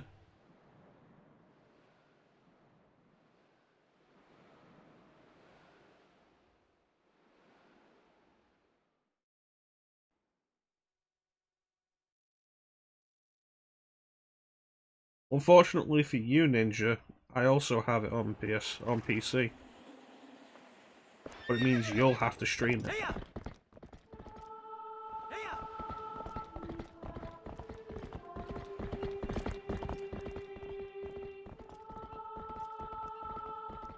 I own all the Resident Evil games multiple times. Except for the ones that are only available on one system. I only have Gaiden once, I only have Outbreak Battle 2 once, Dead Aim once, Code Veronica, Survivor 2 Code Veronica I only have once. I have RE1 at least twice. I have the original on disc. I have the director's cut digitally. See, Gaiden, if you had Gaiden on Game Boy Color back in the day, it's a neat game. It gets a lot of hate that's undeserved. It's a fairly decent Game Boy Color game. You just have to remember what the standards of Game Boy Color games were.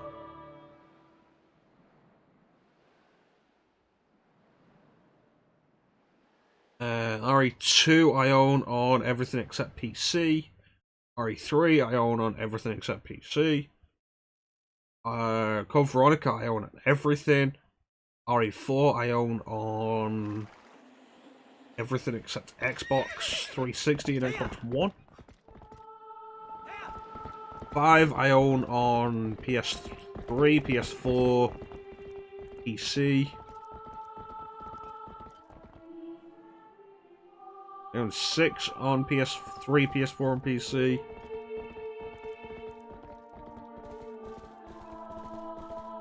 Yeah, I only have 7 RE2 make and RE3 make once.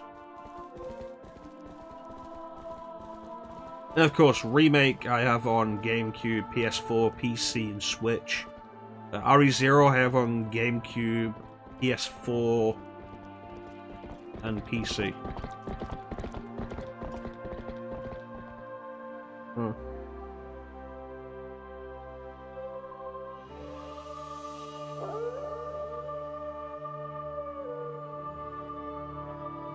That's the thing, I need to stop buying games on multiple systems. We're also at a point now where sometimes I forget I own a game on one system and I buy it on another. I bought E8 on Switch last year or the year before, completely forgetting I actually had it on PS4. Well, at this point, Ninja, what else are they going to re-release Code Veronica on? I've on Dreamcast. Dreamcast was a special one because I wanted to own the original version. Dreamcast, PS2, GameCube, PS3, it's the PS2 classic version on PS4, and I have the HD version on 360 because it's backwards compatible on Xbox One. Yeah.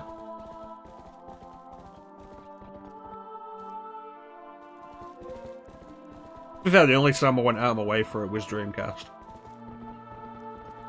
Every other time I bought it on sale. I got a good price on GameCube, Code Veronica. And it rounds out the collection on GameCube.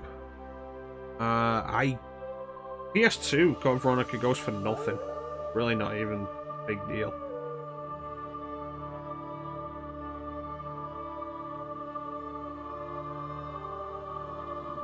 To be fair, with the difference between Code Veronica and RE6 in that regard, like, if you own it on PS3, why would you own it on 360? If you own it on PS4, why would you own it on Xbox One? Like, with Code Veronica, it's like, okay, original Dreamcast version, okay. PS2, sure, it's really easy to pick up and it's cheap. GameCube, it's a better version of X.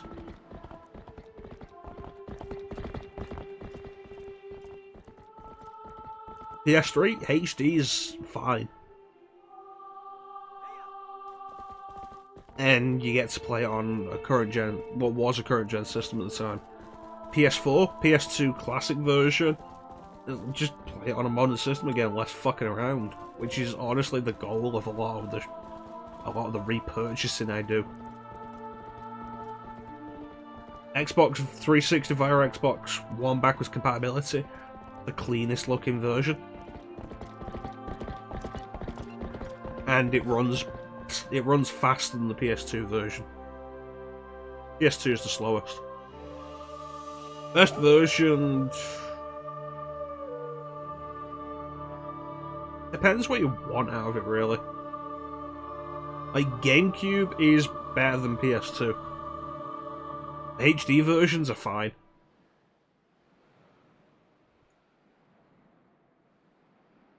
If you're after speedrunning it, I have it on good authority that the HD version, the Japanese HD version, is like the best one for speedrunning.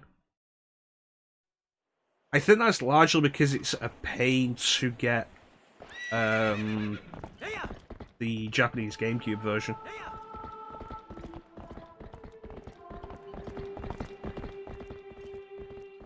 If you have an Xbox One. Otherwise, like, you've got a PS4, just get the PS2 Classic version, grab it on sale. It's not a big enough difference that you should look into buying it for a separate console.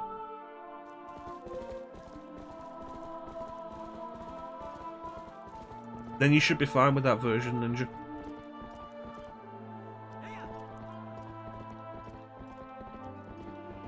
That's just the PS2 version.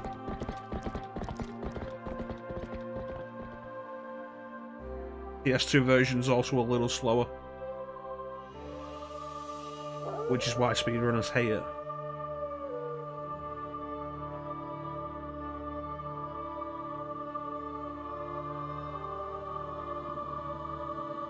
Anyway, it's about time for us to go.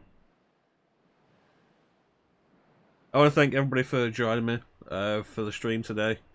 Once again, big special thank you to everybody who joined the chat. Chat is the best part of the stream. I just really appreciate it. It's super cool of you guys. If you want a speedrun Code Veronica, just HD version. Probably the simplest. But as with all Resident Evils, you want Biohazard.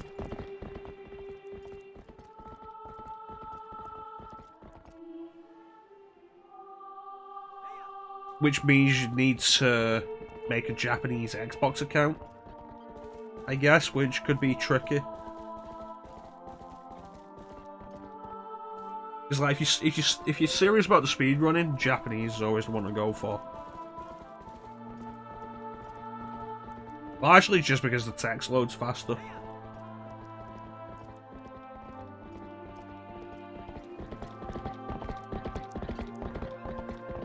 At some point, I'll probably do a playthrough of Biohazard 2 on Dreamcast.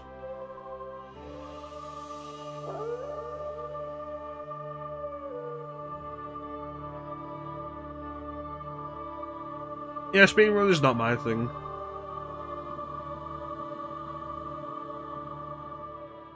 I just do like Biohazard 2 on Dreamcast just for the lulz. The lulz? The lols?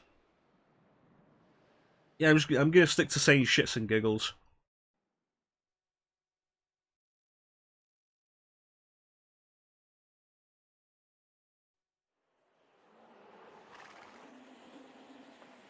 Minutes. And there are people who got RE3 down to like sub 50. It's crazy. Like, not RE3 make OG RE3, sub 50. Ridiculous. Bane was working on speedrun that. He got it down to like under an hour and a half. It's like Bane, I'm more into RE2, Bane's more into RE3. No chance, you're breathtaking.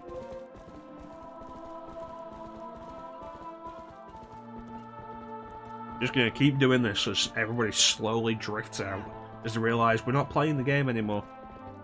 It's sat here for like 45 minutes talking about nothing.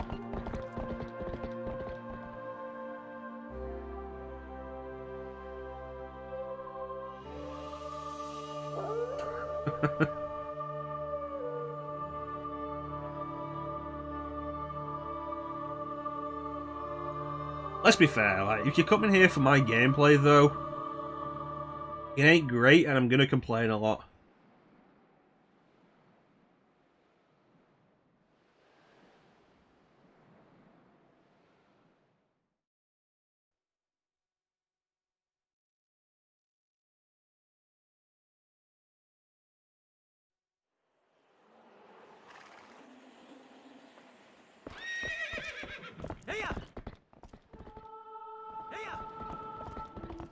I should go back and check OG Twilight Princess, see if the opening does actually have anything on it. You know what? We'll be right back. We're going to check that right now.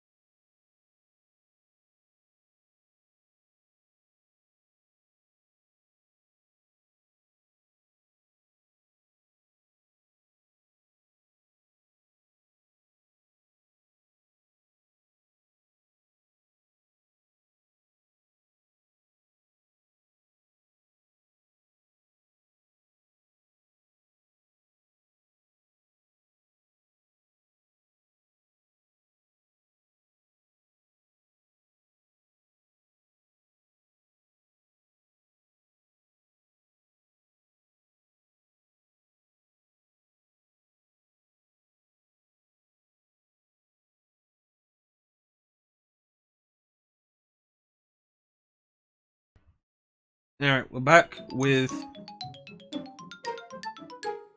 GameCube. Take a look. We can settle this question once and for all. Did original Twilight Princess have anything displayed, like any kind of gameplay happening between title sequence loops?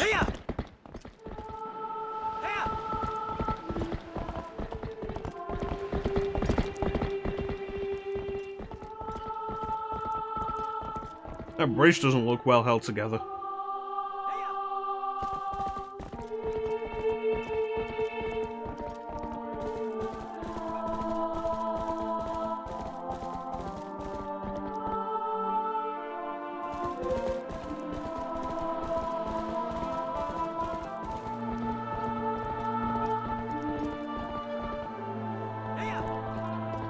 Aside from the jaggies, it doesn't look like HD really changed much of this.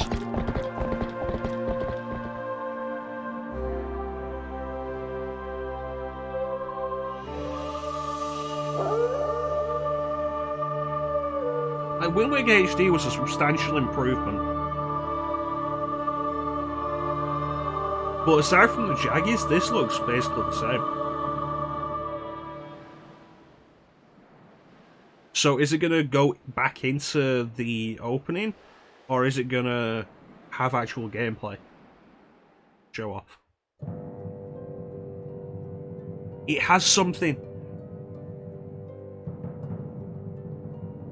It's not gameplay, it's a trailer sequence.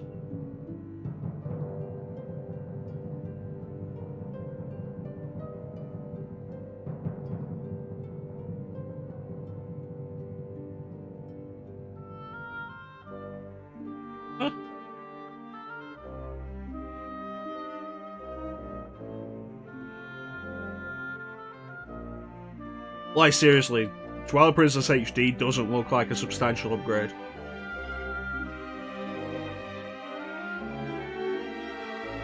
Visually comparing the two, it doesn't look like a substantial upgrade. Not like Wind Waker HD was.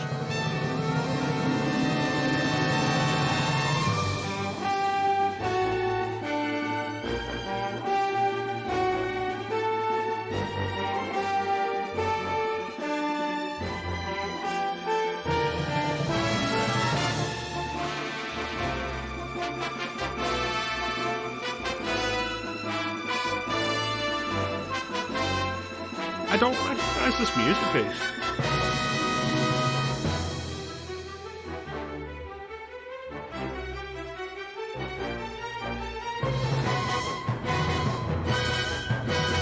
Yeah, this is a trailer. Now it's off to Zelda's Lullaby.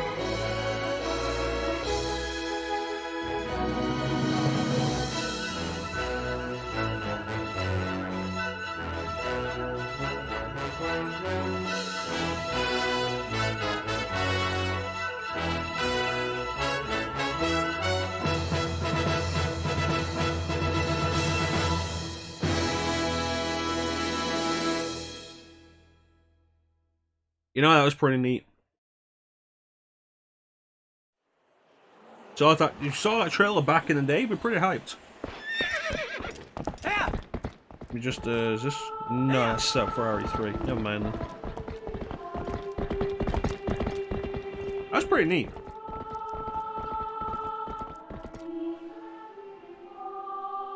Twilight Princess was so cool when it came out.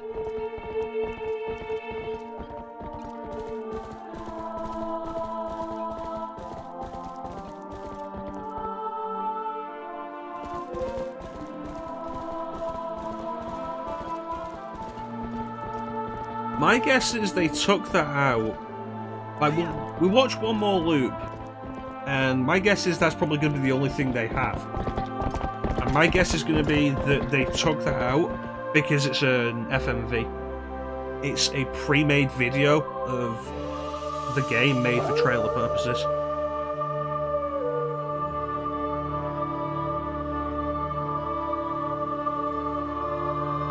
And I'm thinking rather than replicate it or replace it with anything, Nintendo just decided it'll be simpler to cut it out. And that would be it.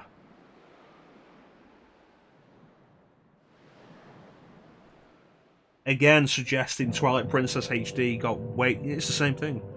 Again, suggesting Twilight Princess HD got way less attention than Wind Waker HD did.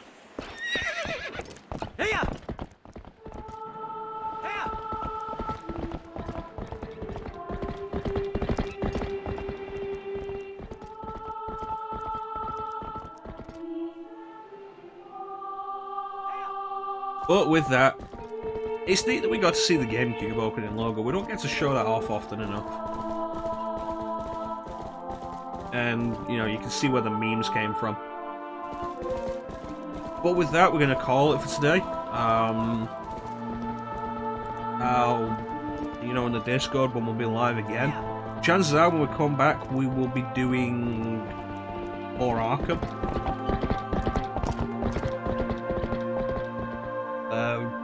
Trying to wrap up Arkham City. But, yeah.